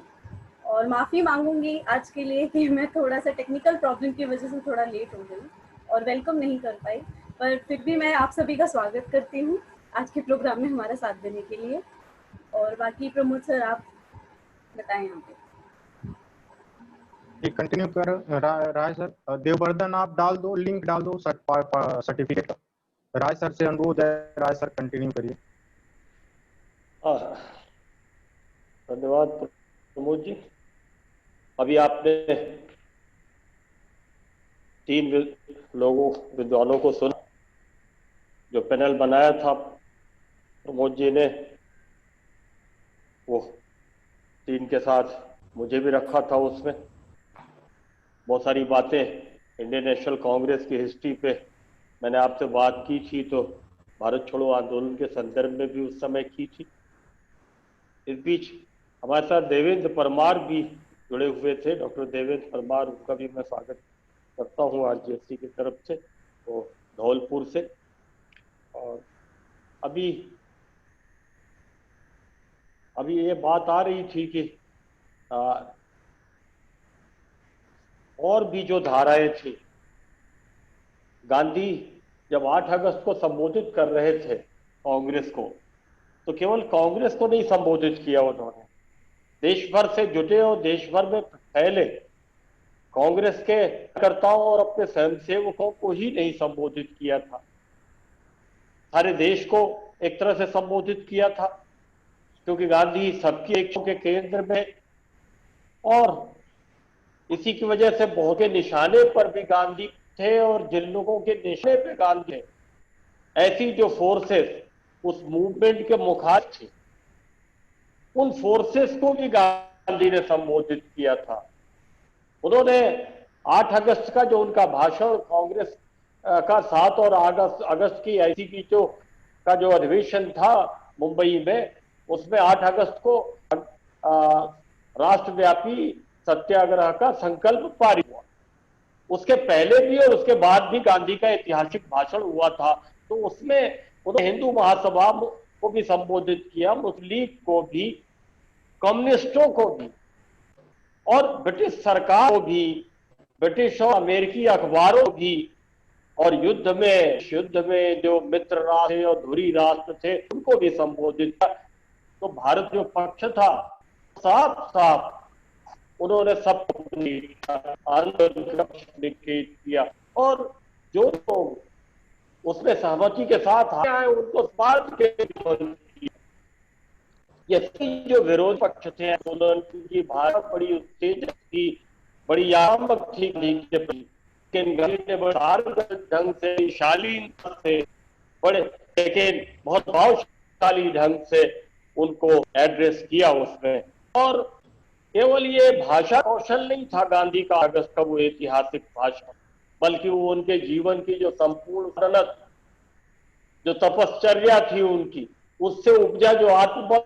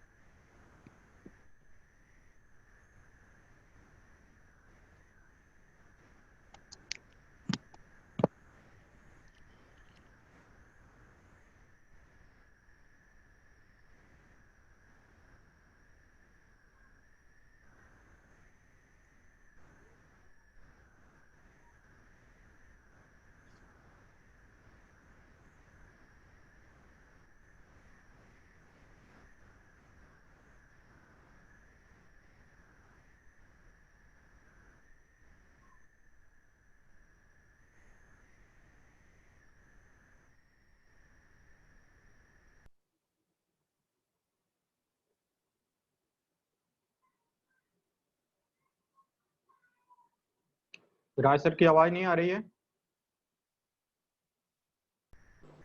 हाँ सर की आवाज नहीं आ रही सर, डिस्प्ले क्या शायद। उनके यहाँ कुछ डिस्टरबेंसेज है? हाँ, लग रहा है उनके यहाँ कुछ डिस्टरबेंसेज है। सर तब तक ग्रुप डिस्कशन में अगर कोई सवाल कोई पूछना चाहता है, हैंड रेज चेक करो। अभिनीत, बीच में लोगों ने हैंड रेज किया था, तो बीएम शर्मा सर हैं, मैं ये राजीव सर हैं। गुंजन कुमार चौधरी जी हैं। हाँ, इनको गुंजन कुमार चौधरी जी हैं, इनका हैंड रेज। इनको अनम्यूट करो। अनम्यूट करते हैं। अभी राज सर को हम लोग कनेक्ट करते हैं।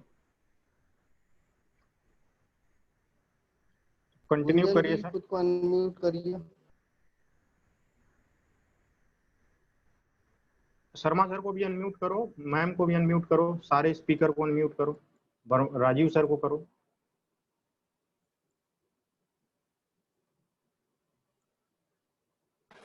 बीएम शर्मा सर से रिक्वेस्ट है कि आप अनम्यूट हो, आपके ऊपर दिखा रहा होगा रिक्वेस्ट अनम्यूट का। हेलो। हाँ सर, अब हेलो। आवाज आ रही? हाँ, आई आवाज आपकी। हाँ, तो हमको आपकी तरफ से अनम्यूट कर दिया गया सब, बात ठीक था। नहीं नहीं, हाँ अच्छा, सतीश जी आ बीच में गए। उधर से ही अनम्यूट हो गया था। अरे मूट ओहो, मूट हो गया तो था। सतीश जी को कंटिन्यू करो। अनम्यूट हम कर ही नहीं जी पा जी, रहे थे। ओह, हाँ, तो कंटिन्यू इस करिए तरह से सर। जो मैं बात कह रहा था कि एक बड़े आंदोलन का ताना बाना गांधी के दिमाग में था। बनारस में हमारे यहाँ पंडित कमलापत त्रिपाठी जी उस समय आज अखबार के संपादक हुआ करते थे। जवाहरलाल जी ने उनको जुलाई के महीने में ही बुलाया इलाहाबाद, और जब वो स्वराज भवन में वहां जाके उनसे मिले तो उन्होंने वहां उनसे कहा था कि भाई कमला, क्या होने वाला है मुझे नहीं पता, और ये महात्मा क्या करने वाला है ये मैं नहीं जानता, लेकिन एक बात पक्की है कि कुछ बहुत बड़ा होने वाला है।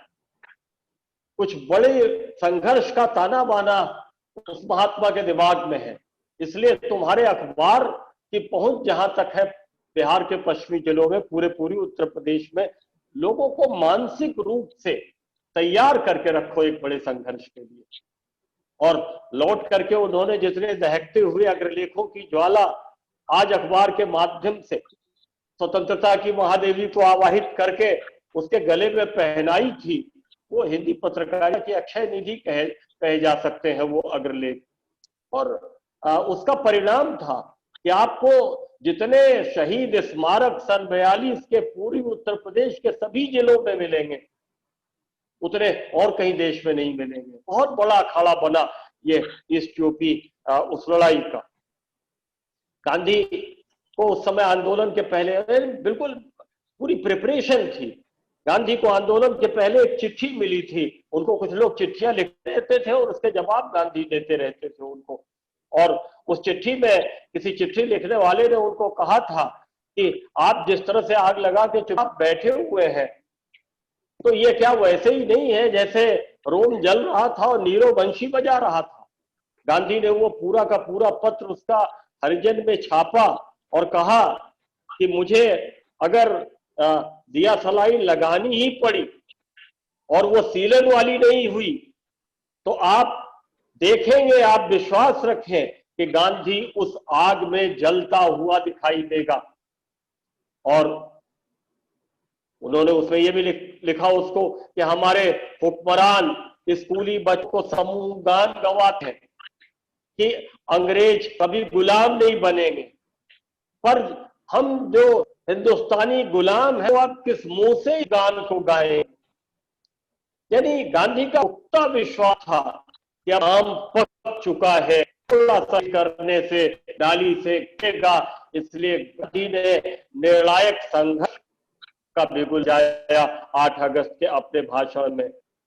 गांधी ये जानते हैं कि उनके लाख चाहते भी हिंसा का भी समावेश हो सकता आंदोलन में, और उन्होंने लिखा भी हर में कि एक समय, ये समय आ रहा है कर्ज चुकाने का जो बहुत चुका दिया जाना चाहिए था, और अब जो कार्रवाई होगी उसमें उसके फलस्वरूप भी अगर होता है तो उसका दोष मेरे ऊपर नहीं होगा। ये एक तरह से सरकार को चेतावनी थी। और इस तरह से गांधी ने कि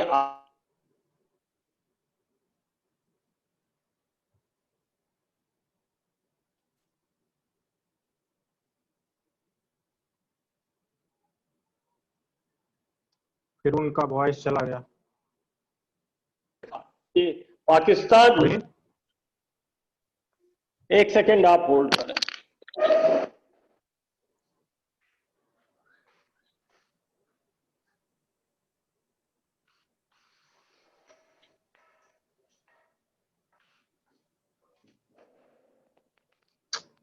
हाँ, बिजली चली गई थी मेरे। तो गांधी ने साफ कहा कि पाकिस्तान का जो कुछ लोग निर्माण चाहते हैं, कुछ लोग पाकिस्तान की निर्माण के खालिफ हैं, लेकिन मैं उन लोगों के माध्यम से समझना चाहता हूं कि क्या औचित्य है पाकिस्तान निर्माण का, और मैंने जितनी कोशिश की कोई मुझे औचित्य प्रतिपादित नहीं कर पाता, कोई मुझे सलाह नहीं पाता है कि पाकिस्तान का निर्माण क्यों किया जाए। तो इस तरह से गांधी पूरी तरह से स्पष्ट थे। उन्होंने साफ कहा उस दिन कि थोड़ा भी जिन लोगों के दिमाग में अभी भी सांप्रदायिक द्वंद्व बना हुआ है, वो लोग इस संघर्ष से अलग होते हैं। और ऐसे उन्होंने साफ साफ कहा, डू और डाई, अंग्रेजों भारत छोड़ो, ललकार करके उन्होंने कहा अंग्रेज को कि अब आप देश छोड़ करके जाने के लिए तैयार रहो, और एक निर्णायक संघर्ष की शुरुआत उन्होंने इस तरह से की। अब जो स्वरूप उसमें इसमें कोई संशय नहीं कि बड़े पैमाने पर हिंसा का समावेश हुआ। 600 से ज्यादा 601 जगहों पे देश में पुलिस गोली कांड हुआ भी चली। 763 लोग पुलिस फायरिंग में मारे गए, 1931 लोग सारे देश में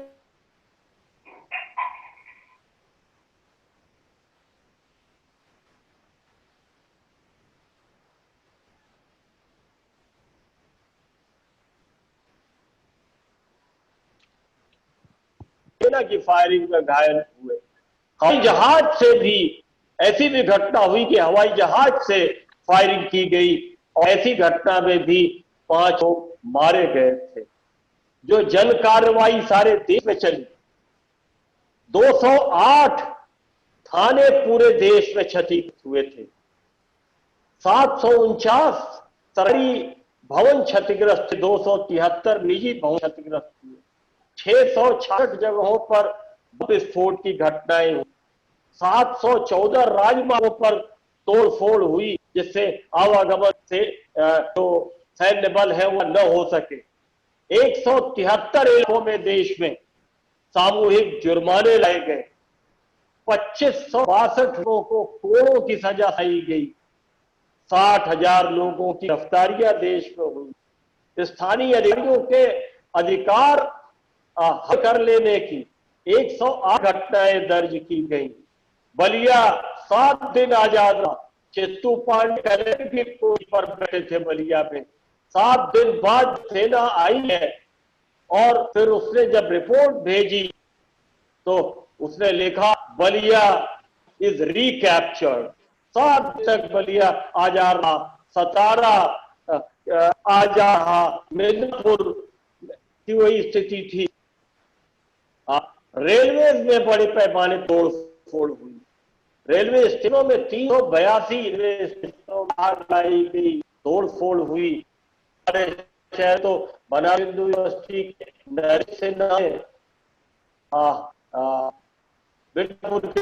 रेलवे स्टेशन में आग आई, उसी में झुलस गए थे। बनारस कैपिटल में उनका काल हो गया। रेल पटरी ध्वंस के 4 मामले दर्ज हुए, और 268 रेलवे की बोगीज क्षतिग्रस्त हुई। सरकारी कार्यालयों में लगभग 1000 जगहों पर तोड़ फोड़ के मामले दर्ज हुए। तो इससे आप अनुमान लगा सकते हैं कि गांधी के सत्याग्रह के रास्ते पर लोगों की गिरफ्तारी देने वालों की संख्या बहुत बड़ी थी, 60,000 लोग गिरफ्तार हुए थे। लेकिन हिंसा का भी समावेश बड़े पैमाने पर उस आंदोलन में हमको दिखाई देता है।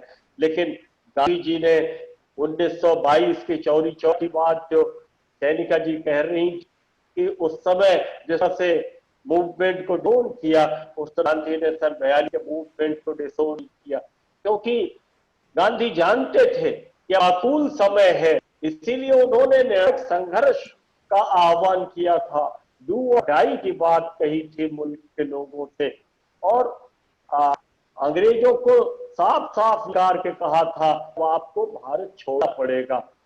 ये मूवमेंट ने तुरंत आजादी नहीं दिला दी, समय लगा। लेकिन जैसा जी कह रहे हैं कि इस मूवमेंट ने यह सुनिश्चित कर दिया ब्रिटिश सरकार और जो प्रतिनिधि हुक्मरान थे हिंदुस्तान में, उनके दिमाग में यह बिल्कुल स्पष्ट हुई कि अब भारत से हमको अपना बोरिया बिस्तर समेटने का वक्त आ गया है। और इसके आगे का इतिहास यही है कि वो क्या बिस्तर समेट करके कैसे यहाँ से जाए, इसकी प्रक्रियाएं आगे चलती हैं। तो बहुत सारी फितरतें उन्होंने रची, कुछ कामयाबी भी उन्हें मिली, कुछ में नाकाम हुए।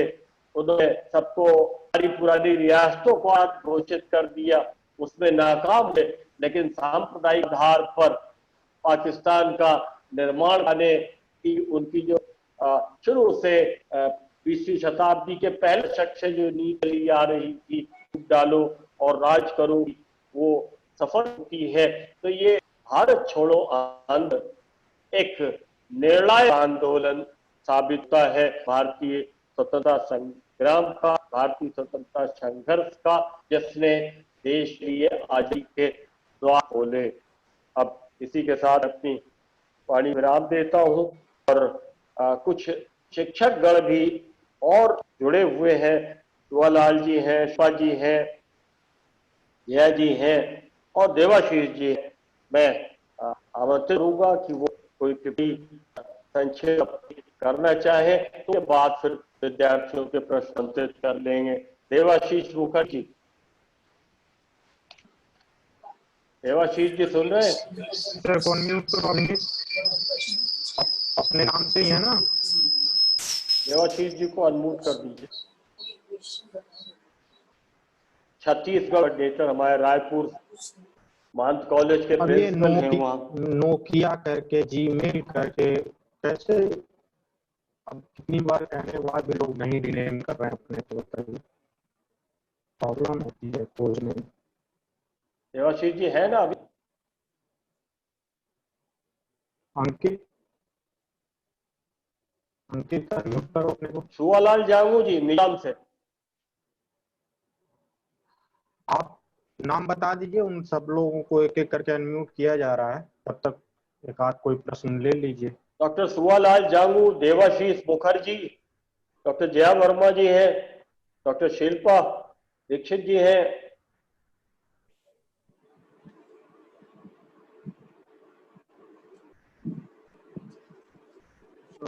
अभी अजय गर्ग जी को मैं अनम्यूट कर रहा हूँ। अजय गर्ग जी भी हैं जी। अजय गर्ग जी अगर कुछ करना हो तो बताइए, तब तक मैं आगे। आप किसी को तो अनम्यूट करिए। हाँ, अजय गर्ग जी अनम्यूट करिए आप। अजय गर्ग जी, हिमाचल प्रदेश। जी सर, नमस्कार सतीश सर। नमस्कार। हाँ, बहुत अच्छा सेशन रहा। और जैसा कि सभी लोगों ने बताया कि ये एक निर्णायक लड़ाई जो जिसके लिए गांधी जी व कांग्रेस की लीडरशिप मानसिक तौर पर तैयार हो चुकी थी, इसीलिए करो या मरो का नारा दिया गया, क्योंकि गांधी जी चाहते थे कि अब स्वतंत्रता के लिए अंतिम संघर्ष लड़ना है हम लोगों ने। और परिस्थितियां अनुकूल ही थी, क्योंकि ब्रिटिश साम्राज्यवादी लड़ाइयों में द्वितीय विश्व युद्ध में उलझा हुआ था, तो परिस्थितियां अनुकूल थी। हालांकि जो हमारे देश की जो अन्य विचारधाराएं थी, कांग्रेस के अलावा मुस्लिम लीग थी, जैसा कि अन्य लोगों ने भी बताया कि मुस्लिम लीग थी, आरएसएस था, हिंदू महासभा थी या कम्युनिस्ट थे, उनके अपने अपने राजनीतिक हित थे। वो राष्ट्रीय हित की बात उस समय नहीं सोच पा रहे थे। अपने अपने जो संकीर्ण उनके जो पॉलिटिकल इंटरेस्ट थे, वो उनके अनुरूप ही उन लोगों ने बिहेव भी किया, उन्होंने पार्टिसिपेट नहीं किया। और क्विट इंडिया के अगेंस्ट में स्टिक इंडिया का नारा भी श्यामा प्रसाद मुखर्जी और अन्य लोगों ने दिया था उस जमाने में। तो वो चीजें भी नहीं भूली जानी चाहिए जो आज सबसे बड़े राष्ट्रवादी बनने का ढोंग रचते हैं। तो वो एक इतिहास में, वो इतिहास के पन्नों पे वो चीजें दर्ज हैं। तो बाकी बहुत अच्छा सेशन रहा, बहुत ही इंफॉर्मेटिव और बहुत ही एनालिटिकल। Thank you everyone. सब लोग खुद ही अनम्यूट कर सकते हैं, अपने आप को अनम्यूट कर लें। देवाशीष मुखर्जी जी सुन रहे हैं? चलो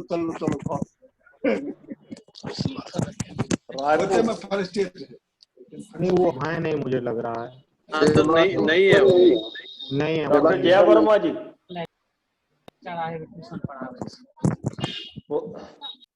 गंदा डॉक्टर सुवालाल जागू जी मिजोरम हम कल अभी छोड़ नहीं हेलो जी।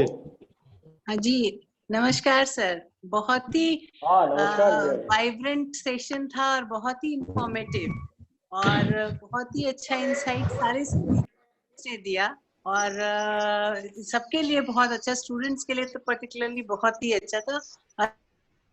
ऑर्गेनाइज किए जाने चाहिए हिस्ट्री से रिलेटेड जितने भी टॉपिक्स हैं उनको लेकर।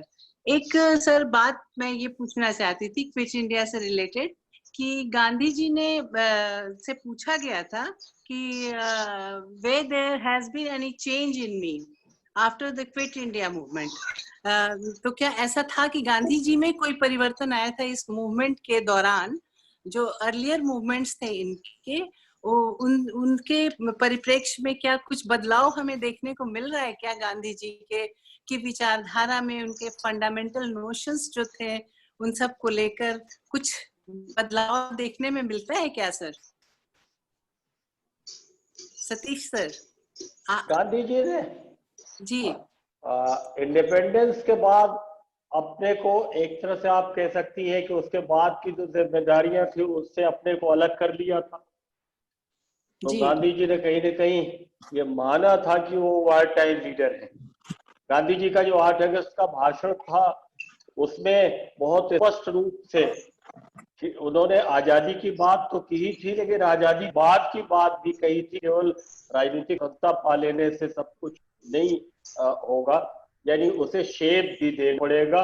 और उन्होंने साफ साफ कहा था कि कोई भी शासक हो सकता है, हो सकता है सत्ता ऐसे आदमी को चली जाए जिसको आप कांग्रेस में कोई जानता ना हो जी, कोई पारसी सत्ता के शीर्ष पर बैठ जाए, कोई मुसलमान बैठ जाए या और भी कोई बैठ जाए। ये हिंदुस्तान की आवाम, हिंदुस्तान की जनता तय करेगी कि कौन बैठेगा, वो कोई भी हो सकता है। इस मताग्रह के आधार पर नहीं कि इनकी संख्या तो कम है, ये माइनॉरिटी है, ये कैसे बैठ गए।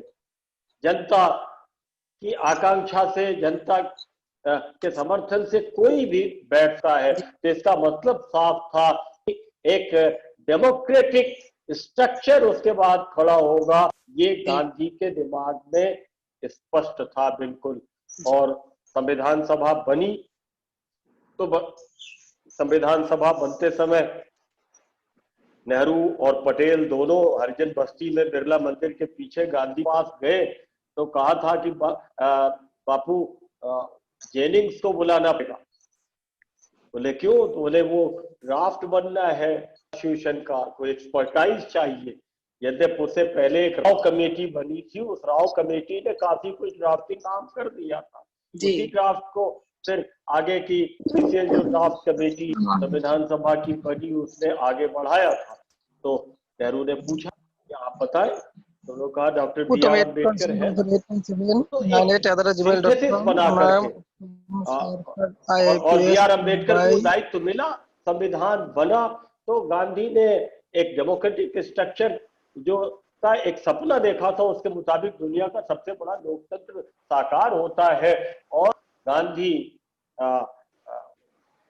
जो दंगे फसाद होते हैं उनको शमन करने के बाद एक तरह से अपने को एक रचनात्मक नैतिक आंदोलन की भूमिका तक सीमित रख लेते हैं, लेकिन जो गांधी और उनके आंदोलन विरोधी ताकतें थी, अंत में उन्होंने गांधी को ज्यादा जीने भी नहीं दिया। एक और बात राय साहब, इसमें एक चीज और जोड़नी पड़ेगी। हाँ जी, बोल आप सर। मैं एक मिनट सुनिए, ये आपकी बात में कुछ बता रहे, एक फुटनोट में और जोड़ना चाहूंगा, वो ये कि जब गांधी से पूछा गया कि उसके बाद क्या, तो उन्होंने कहा कि केवल राजनीतिक स्वतंत्रता प्राप्त करना पर्याप्त नहीं है, अभी हमको एक दूसरी लड़ाई और लड़नी पड़ेगी, और वो लड़ाई है कि हम समाज में सामाजिक समानता कैसे लाएं, आर्थिक समानता कैसे लाएं, बेरोजगारी की समस्या कैसे दूर करें, किस तरह से शासन को डिसेंट्रलाइज करें, किस तरह से पंचायत राज को हम एम्पावर करें। क्योंकि उनका कहना था कि राजनीतिक सत्ता पर्याप्त नहीं है, राजनीतिक सत्ता तो आपको मिल जाएगी, लेकिन अंग्रेज जाने से पर्याप्त नहीं है देश में, जब तक आप सामाजिक आर्थिक दृष्टि से न्याय की स्थापना नहीं करेंगे, जब तक आप दलितों का उद्धार नहीं करेंगे, जब तक अनटचेबिलिटी समाप्त नहीं करेंगे, जब तक मद्य निषेध बंद नहीं करेंगे, जब तक ये नहीं करेंगे, आपको सही माने में स्वतंत्रता नहीं मिल सकती। नाम के लिए आपको स्वतंत्रता मिल सकती है, स्वतंत्रता का मतलब केवल राजनीतिक, आपने यहां से अंग्रेजों को भगा दिया, इट्स नॉट सफिशिएंट। आपको समाज में जब तक जो अंत्योदय है, जो लाइन में सबसे अंत में बैठा है, जब तक स्वतंत्रता का फायदा उसको नहीं मिले, तब तक आपकी स्वतंत्रता बेकार है। इसलिए उनका कहना था कि अभी हमको एक दूसरी क्रांति और करनी पड़ेगी, सामाजिक क्रांति, आर्थिक क्रांति, दलितोद्धार, ये सब चीजें हमको करनी पड़ेगी। ये भी गांधी का कहना था। नमस्कार sir. Shilpa Dikshit madam unmute है, आप बोलिए, कुछ बोलना चाहते हैं। प्रोफेसर शिल्पा दीक्षित। शिल्पा जी स्वागत है।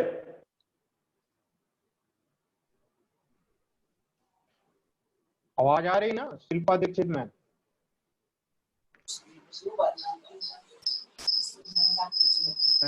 सर नमस्कार। हाँ आवाज आई। हेलो। हाँ आवाज आ रही है, फोटो दिखाई दी शिल्पा जी के।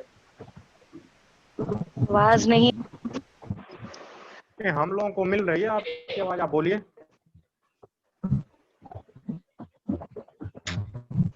आवाज नहीं है। नहीं आप बोलिए ना। आ रही है, आप बोलिए।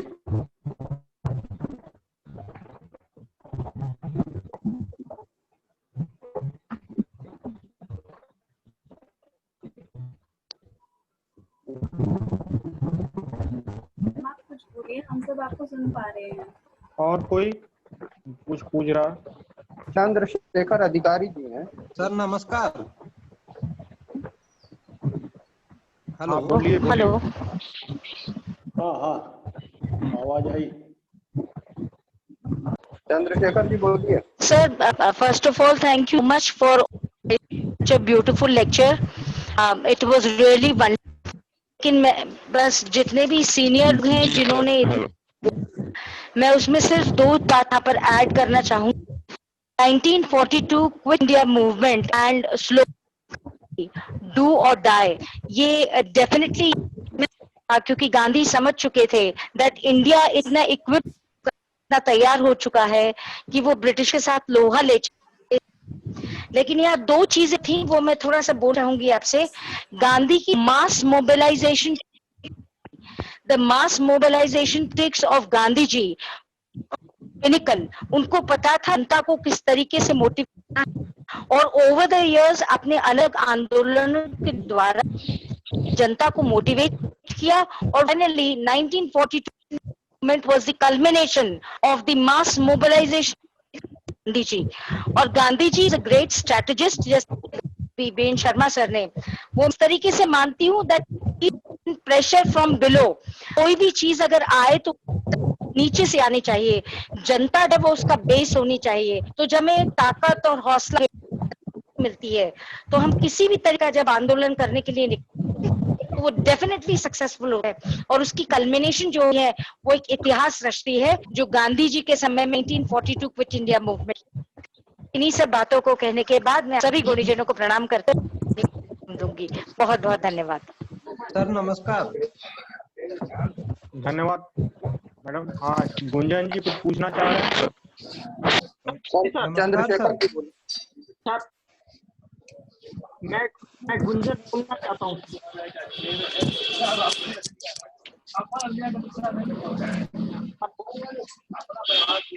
गुंजन जी, आपका नेटवर्क ठीक नहीं है, तो प्लीज आप चैट बॉक्स में अपना क्वेश्चन डाल दीजिए, हम आपके नाम से पूछ लेंगे।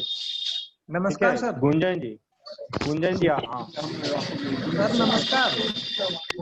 चंद्रशेखर जी पूछिए, सवाल पूछिए। तो मेरा प्रश्न रिपीट करते हैं। एक तथ्यात्मक संदेह है जिसमें आपने कहा कि बलिया में चित्तू पांडे के नेतृत्व में 7 दिनों तक जो है वो समानांतर सरकार रही, किंतु जहाँ तक मैंने विभिन्न जो है किताबों में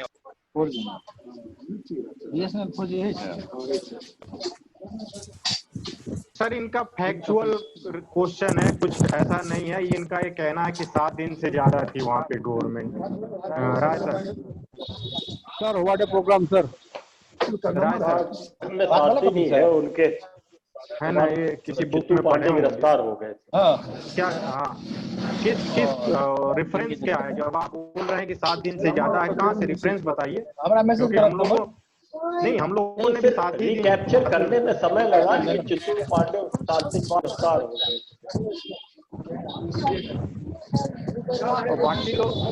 बाकी लोगों से रिक्वेस्ट है कि काफी आपके यहाँ वॉइस क्लैरिटी नहीं है, रिमोट एरियाज में है। आप अगर सवाल पूछना चाहते हैं तो चैट बॉक्स में डाल दीजिए, आपके नाम से सवाल पूछा जाएगा। सर नमस्कार। नमस्कार सर। हाँ नमस्कार, कौन बोल रहे हैं? सर संतोष कुमार बात कर रहा हूँ अलवर से। हाँ बताइए, आप पूछिए, बोलिए। संतोष हाँ, कुमार सर मैं ये पूछना चाह रहा हूँ कि आपको नहीं लगता कि वर्तमान समय में जो है गांधी के विचारों को आत्मसात करने के बजाय उनके विचारों का दिखावा किया जाता है? तो सर DM शर्मा जी बताएं सर इनको।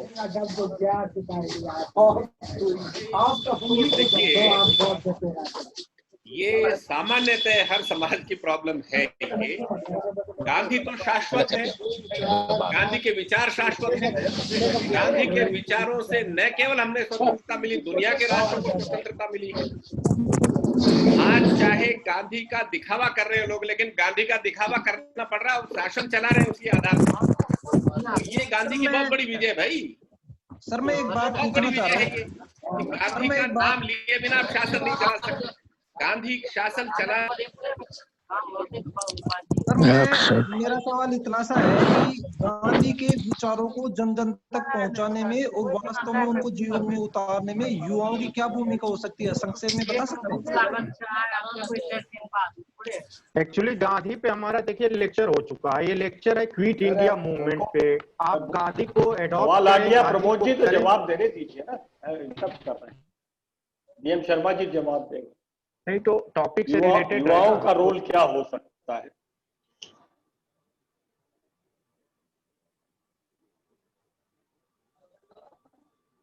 शर्मा जी। शर्मा सर अनम्यूट करिए अपने को, आपकी आवाज नहीं आ रही है। शर्मा सर।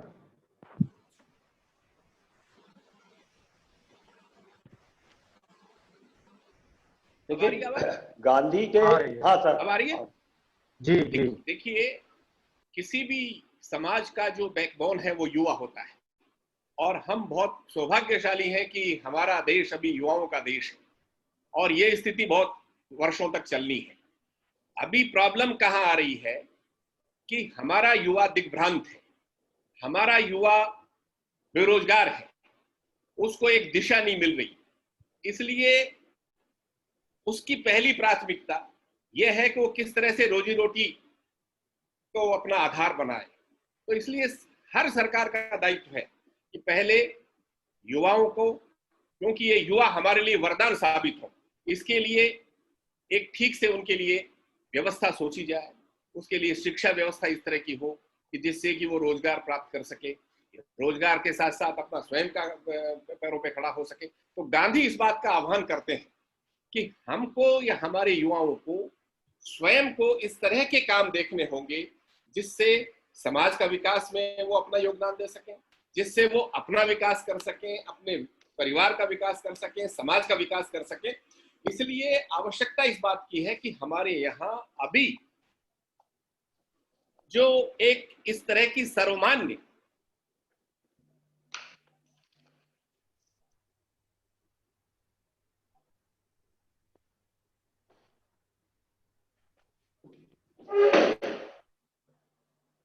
आवाज कट रही। उनको म्यूट कर दिया गया, अनम्यूट करो भाई उनको। अरे वो आवाज कट रही अनम्यूटेड सर। है, वो अनम्यूट है, उसको करें पहले। वो देखो अनम्यूट हो चुके हैं, वो उनको अनम्यूट कर दो ना। कोई आप भी कर दो। अपने से अनम्यूट कर सकता है। वो शो कर रहा है।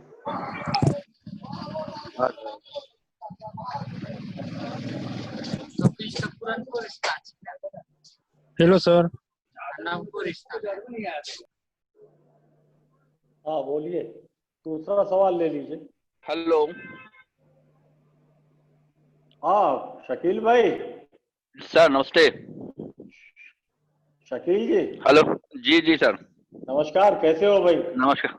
सब बस आशीर्वाद है सर आपका। ये शकील जी है, एसोसिएट प्रोफेसर है भिलाई में। जी सर। जी जी, मैं ये कहना चाह रहा हूँ सर कि गांधी का जो रेलिवेंस है वो उनके सिद्धांत में तो है ही, उनका जो मौलिक संदेश है वो कार्य में है, इम्प्लीमेंटेशन में है। और सत्य जो है, आजकल जो टायरेनी और जो एकाधिकारवाद चल रहा है उसके प्रति सत्याग्रह सबसे ज्यादा बढ़िया उपाय है। जैसा कि अभी एक मामला आया है, एक आदमी ऐसा दिखाई दे रहा है जो बहुत मजबूती से सत्य के प्रति आग्रह पर टिका है, अभी ताजा वो है प्रशांत भूषण। अभी सुप्रीम कोर्ट में जो मामला मानना का है और जिस दिलेरी से उसने ये कहा है कि सुप्रीम कोर्ट बोबड़े साहब जो है वो नहीं है सुप्रीम कोर्ट, इस तरह के माने मजबूत आग्रह की जरूरत है इस प्रकार के जो मौजूदा एकाधिकारवाद है उसको तोड़ने के लिए और मास मोबिलाइजेशन करने के लिए। तो ये एक मेरा फीडबैक है रादर देन ए क्वेश्चन। तो इसके लिए कुछ तैयारी होनी चाहिए, हमको लगता है एक नेतृत्व लेवल पर, एक पार्टी लेवल पर, जितने भी सांप्रदायिकता विरोधी पार्टियां हैं या जो भी लोग हैं जो लोकतंत्र के पहरुआ हैं रहे हैं, उनको सत्य के प्रति आग्रह पर मजबूती से डटना होगा बनिस्बत सिर्फ सत्य की व्याख्या करने की। इस पे कुछ कर और बात आगे बढ़ सके।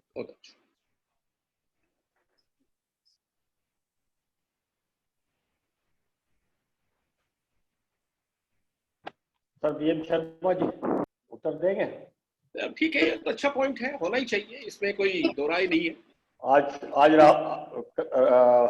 करो या मरो को नए तरीके से भाष्य किया है। इसमें मैं राहुल गांधी ने भी यही बात की है जो ये कह रहे हैं। इसमें सतीश राय साहब दो शब्द में बोलना चाहूंगा। करो या मरो का ये जो नारा दिया गांधी ने, ये बहुत ही मौलिक है, क्योंकि जैसा अभी एक साथी ने बीच में, वो ध्यान नहीं किसने उठाया था, कि वो मरो या मारो की बात नहीं करते, वो करो या कि जो भी संभव है वो हमको करना चाहिए, जो भी संभव है, जो भी संभव एक अहिंसा के और एक सत्य के रास्ते पर चलते हुए जो भी संभव हम करें, और अगर संभव हो, अगर आवश्यकता पड़े तो हमको मरने के लिए भी तैयार रहना चाहिए। ये एक सत्याग्रही की गांधी बहुत बड़ी विशेषता बताते हैं। यहाँ गांधी टॉलस्टॉय से राय साहब बहुत ज्यादा प्रभावित थे। आप लोग सुन रहे हैं? मुझे आवाज आ रही है? जी जी बिल्कुल आ रही है। हाँ, तो गांधी यहाँ टॉलस्टॉय से बहुत ज्यादा प्रभावित थे। टॉलस्टॉय ये कहते हैं कि सत्याग्रही वो है जो अपने विरोधी से किसी तरह की उसकी आलोचना नहीं करता, उसको वो मतलब एक उसका सम्मान करता है, और उसको कष्ट देने के बजाय, अपने विरोधी को कष्ट देने के बजाय स्वयं कष्ट भुगतने को तैयार है, और अगर संभव हो तो अपने आप को मारने के लिए तैयार रहना चाहिए। यहाँ गांधी जो बात करते हैं करो या मरो की, तो मरने के लिए तैयार रहे सत्याग्रही, वो है सबसे बड़ा। तो सत्याग्रही की जो विशेषता बताते हो कि अगर हमको देश के स्वतंत्रता के लिए, देश के विकास के लिए, या देश के और समाज के किसी भी भलाई के लिए अगर हमको मरने के लिए मरना पड़े तो हमको इसके लिए बिल्कुल तैयार रहना चाहिए। यहाँ गांधी इस बात की बात करते हैं। तो सत्याग्रही की सबसे बड़ी विशेषता बताते हो कि सामने वाले को, विरोधी को किसी तरह का कष्ट नहीं देकर स्वयं कष्ट भुगतने के लिए तैयार रहे, अपने आप को, अपने प्राणों को उत्सर्ग करने के लिए तैयार रहे। ये सत्याग्रही की सबसे बड़ी विशेषता। इसलिए करो और मरो के बात गांधी करते हैं। धन्यवाद। बिल्कुल शकील जी, आपकी बात बिल्कुल वाजिब है, हम सब लोग उससे सहमत हैं कि आज इस तरह के भाव की आवश्यकता है जिसमें प्रत्येक व्यक्ति अन्याय का और अनीति का निर्भय प्रतिवाद कर सके। और आपकी ये चिंता भी बिल्कुल वाजिब है कि जिस तरह से जो मात्रात्मक रूप होना चाहिए उस प्रतिवाद का वो और गुणात्मक भी वो दिखाई नहीं दे रहा है। अभी अपोजिशन ज्यादातर जो है इक्का दुक्का लोगों को हम छोड़ दें अपोजिशन में, तो निर्भय होकर के आलोचना के स्वर जो अपोजिशन का बुनियादी दायित्व है वो आए उभर करके। ये स्थिति अभी नहीं बन रही है और बननी चाहिए निश्चित रूप से। जब तक अपोजिशन संघर्ष से डरेगा, जब तक अपोजिशन लोकतंत्र में प्रतिवाद की जिम्मेदारी से मुकरेगा, जेल जाने से डरेगा, तो गांधी के भावों को कैरी नहीं कर सकता। भारत छोड़ो आंदोलन का जो जज्बा था उसका संवहन वो नहीं सकता। इसलिए आपकी चिंता बिल्कुल जायज है और हम सब उससे सहमत हैं। सतीश जी बोलिए। मेरा एक प्रश्न ये है कि अभी कुछ देर पहले ये कहा गया कि भारत में युवा बहुत ज्यादा हैं और ये युवा वो कांग्रेस के इतिहास की कोई जानकारी नहीं है। 1942 का जो हम क्विट इंडिया मूवमेंट की आज बात कर रहे हैं, यहाँ से लेके अगर हम इनको जनता को नहीं बताएंगे, युवा पीढ़ी को नहीं बताएंगे कि नेहरू, गांधी और हमारे बाकी नेता आजाद वगैरह सबने क्या किया, तो उन्हें पता कैसे लगेगा? वो जो फेक वीडियो और फेक चीजें व्हाट्सएप पे चलती रहती हैं उसे तो वही पता है, बाकी तो उसको कुछ पता ही नहीं बेचारे को। तो वो आपको गलती कहता रहेगा जिंदगी भर, वो आपको सही कहेगा ही नहीं कभी। ये हम उस पर बात क्यों नहीं करते? बात है, बहुत ही महत्वपूर्ण बात है, आपने बहुत अच्छी बात उठाई है। ये होना चाहिए कि युवा के पास इन लोगों के विचार पहुंचने चाहिए और जानबूझकर बड़े संयोजित तरीके से उनको आउट किया जा रहा है। इवन जो स्कूल में सिलेबस है उनमें से हमारे इन साथियों को हटाया जा रहा है। अभी कुछ दिन अभी आप देखो व्हाट्सएप पे चलता रहता है, नेहरू जी के बारे में कुछ बकवास, कभी राजीव जी के बारे में, कभी इंदिरा जी के बारे में बकवास। आवाज जा रही है? तो उसको जी आप पूछिए, प्रश्न पूछिए। सर मैं मधेपुरा से BNMU से रश्मि दत्ता। मेरा सवाल ये है सर, योगदान के बारे में जब भी बताया जा रहा है तो भगत सिंह का भी योगदान है, मेरे नजर में उनका बहुत बड़ा योगदान है। तो विपक्ष के बारे में भी बताना चाहिए। जैसे भारत छोड़ो आंदोलन के बारे में तो है, लेकिन इसके साथ साथ उनके बारे में भी बताना चाहिए कि अगर हुआ नहीं, उनका भी बहुत योगदान था। सिर्फ अहिंसा का ही तो है, हिंसा का भी उनका भी। तो ऐसा क्यों लग रहा है आपको कि उनके बारे में उनका भी योगदान था? आज जो है 9 अगस्त गांधी की धारा राष्ट्रीय आंदोलन, एक मिनट प्रमोद जी रुकिए। गांधी की धारा राष्ट्रीय आंदोलन की कोई अकेली धारा नहीं थी, यद्यपि वो मुख्य धारा जरूर थी। भगत सिंह का भी संघर्ष था, क्रांतिकारियों का भी का एक बड़ा समूह था, यद्यपि वो दो बार के सीरियस प्रश्नों के बावजूद दोनों बार बिखर गया। एक अखिल भारतीय संगठन का रूप नहीं ले सका, लेकिन उसके रीजनल सेंटर्स एक बड़े सेंटर्स थे क्रांतिकारी आंदोलन के, और गांधी के सत्याग्रह आंदोलन का उनका गहरा तादाद भी था। तो उनके मत को नकारना कोई उद्देश्य नहीं है। आज का ये वेबिनार, आज 9 अगस्त है, भारत छोड़ो आंदोलन की तिथि है, तो उस संदर्भ में नियोजित है। चैनिका उनिया पांडा जी को आज आपने सुना, तो वो उनको आपने सुना भारत छोड़ो आंदोलन पे, जबकि उनकी अपनी खुद PhD सरदार भगत सिंह है। तो भगत सिंह का बोलना होता तो इससे भी अच्छा बोलती। साथ साथ जैसे कि उनके भी योगदान को लेते हुए चलना चाहिए सर। मेरा ये कहना है कि ये मैंने बोली, उनको तो याद करना ही चाहिए, उनको तो श्रद्धांजलि दे ही है। आपकी बात का समर्थन मैंने किया कि उनका भी योगदान है, लेकिन जिस दिन जो चैप्टर पढ़ना रहेगा या पढ़ाना रहेगा क्लास में, उस दिन उसी चैप्टर बात होगी, चैप्टर होगी ना। हम लोग एक जिला एक चला रहे हैं और हर पहलू उठाते रहे हैं। हाँ, तो इस पहलू को भी उठाइएगा, क्योंकि मेरे फेवरेट है। हम तो मतलब ये मेरा ये विचार है, उनका भी क्रांतिकारी आंदोलन पे भी एक व्याख्यान हो जाएगा। हाँ, भविष्य में होना चाहिए, यही रिक्वेस्ट। और आप चाहेंगे तो केवल चैनिका जी जिनकी PhD है भगत सिंह पे, एक इंडिपेंडेंट भगत सिंह पे भी करा देंगे। भगत सिंह पे कर सकते हैं किसी दिन। जी सर, मेरा वही कहना है, सिर्फ वही कि मैं मतलब ये है कि उनका भी आपका भाव योगदान। कम्युनिकेट हो गया, ठीक है जी, ओके, थैंक यू सर। लेकिन एक ही दिन में सारे विषयों पे चर्चा नहीं होगी। नहीं, सारे विषय पर तो नहीं होगा, लेकिन संक्षिप्त रूप में मतलब ये एक कोड व साथ के साथ। Okay sir, thank you. अब भाई जब भगत 42 की चर्चा हो रही, 42 में तो भगत नहीं थे तो कहाँ से चाह जाएगी। वो तो है नहीं, अभी कुछ जो है दिग्गज आदमियों ने उठाया था इस सवाल को कि दूसरे का, इसीलिए मैंने सर इंटरफेयर किया है। जैसे मैं सभी श्रोताओं को अपने बता दूं कि जो आयोजक मंडल है, हम लोगों की मीटिंग हुई और उसमें यह तय हुआ कि सिर्फ जो है आने वाले दिनों में हम भगत सिंह, चंद्रशेखर, सुभाष चंद्र बोस, लाल बहादुर शास्त्री, पीवी नरसिम्हा राव, सबके योगदान, इवन मनमोहन सिंह के योगदान तक की हम लोग चर्चा करेंगे। जैसे जैसे जो दिन आएगा, जैसे 20 अगस्त राजीव गांधी जी का है, फिर उसके बाद जो आएगा वो पूरा का पूरा मैडम शेड्यूल बना हुआ है। और दूसरा मैं आपको बताऊं कि फीडबैक फॉर्म हम लोग इसीलिए डाल रखे हैं चैट बॉक्स में, आप देखिए सारे लोग, उसमें जो भी आपके टॉपिक्स पे सुनना चाहते हैं, जैसे बहुत सारे छात्र एजुकेशन पॉलिसी पे सुनना चाहते हैं, प्लीज उसमें जो है आप फीडबैक हमें दीजिए, हम उसको आगे कराएंगे। ये अब इससे रिलेटेड क्वेश्चंस अगर कुछ हो तो पूछिए, अदरवाइज हम लोग कंक्लूड किया जाए, टाइम ओवर हो रहा है। सर एक क्वेश्चन मेरा था।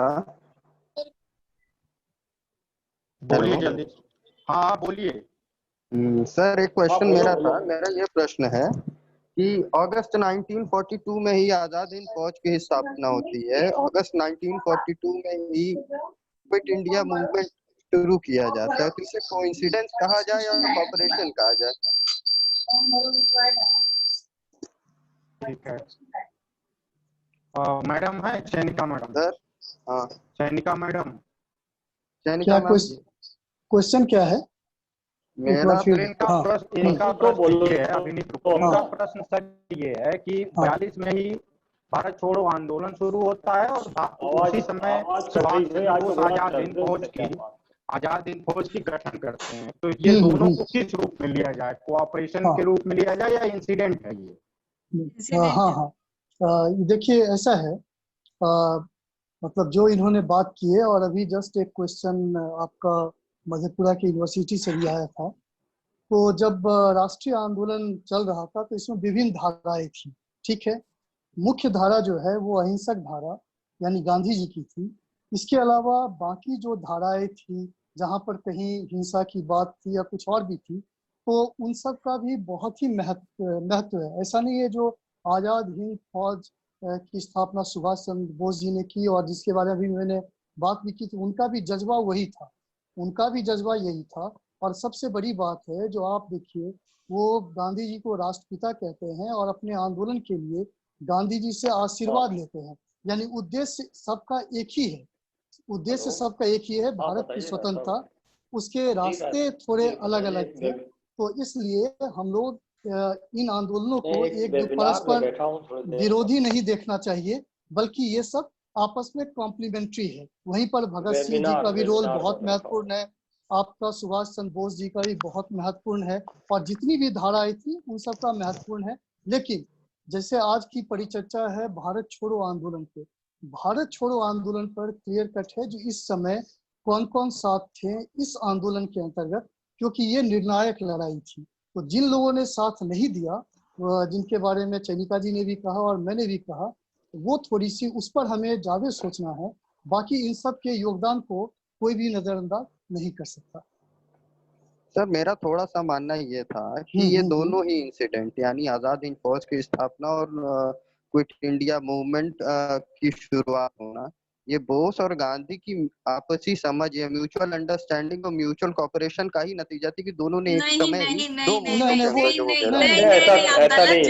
ऐसा नहीं है। 1939 में अलग गए थे नेताजी सुभाष चंद्र बोस त्रिपुरी क्राइसिस के बाद, बोलेंगे त्रिपुरी में वो दूसरा प्रेसिडेंट का चुनाव जीते। जब वहाँ डिफरेंसेस आए क्योंकि वहाँ इलेक्शन रवैया के खिलाफ लड़े थे, गांधी जी उनके खिलाफ थे, फिर वो जीते।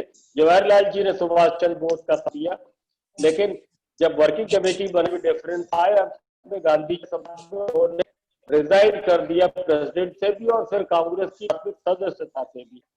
उसके बाद उनके जीवन की धारा अलग हो गई।